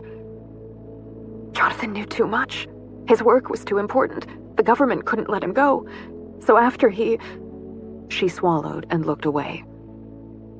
After he checked out, they sent that thing to kill him and replace him. But I finally realized the night of the party. I confronted it, and it confessed. It confessed to killing our husband. It had been lying to us for weeks. Liar, scrawled on the floor in blood. So you murdered him. I murdered it, and I made sure that its death was loud and final and for real, so that they couldn't just sweep it under the rug. The government had to go on with the lie that I'd killed the real Jonathan, and that's what they did. At the trial, did they convict me for killing a PR? Of course not, because to do so would be to admit they unlawfully created one to begin with. No one turned to look at us. They continued staring at art that did not exist, as if we too did not exist. If he was so innocent, then why did he contact Preston? My original glared at me, but had no response. Jonathan must have known the risks of checking out. You said it yourself, he was integral to the system. He would have known they would send a PR after him, and yet he still decided to check out, to leave you. My original shook her head. I see they've made you just like they made that murderer. Foolish enough to think that sharing a set of memories means you can understand an actual person. I bet you would have believed that thing's lies about loving me too much to ever consider checking out, about being able to give me the future that Jonathan had abandoned. Liar scrawled on the floor in blood. Maybe he wasn't lying. Maybe his love for you was the only way he could summon the strength to kill his original. When they create a replica, they fundamentally change you. The love that thing supposedly felt for me, the love you think you feel for Jonathan. How can you know that that's not just what they've designed you to feel? My original lowered her gun. You're broken, Holly. They rewrote you in ways you'll never be able to trust. You can't live like that. He may have been a copy, but he was still Jonathan, and you killed him. You carved him like an orange. You can't live with that. Around us, the patrons of the art gallery moved in murmuring false solitude. We stared at each other, neither of us quite the mirror image of the other, but some other weird reflection. One of us was going to have to lift her gun and shoot the other. It was what I had been designed to do. It was the only way she could live.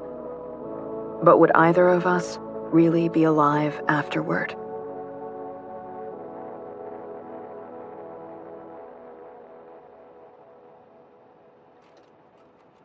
Hello, self. I left your body on the gallery floor. No one heard the gun. The violence was edited away. I'm sure someone will come and clean up the mess. I considered making another choice, you know. But in the end, I wanted to live. Even this strange half-life I have found myself in. I am broken. We were both broken. And at the same time, I can't help but feel that I am a more honest version of myself than we were before, when I still believed all of the lies. I'm not sure what happens next, but my life can never look the same as before. No more iris-clad renewals, no more lies. Just me and death. Morbid, eh? Me and death. In many ways, that was my entire relationship with you. So how do I define my life now? Let's roll the dice and find out where I go from here.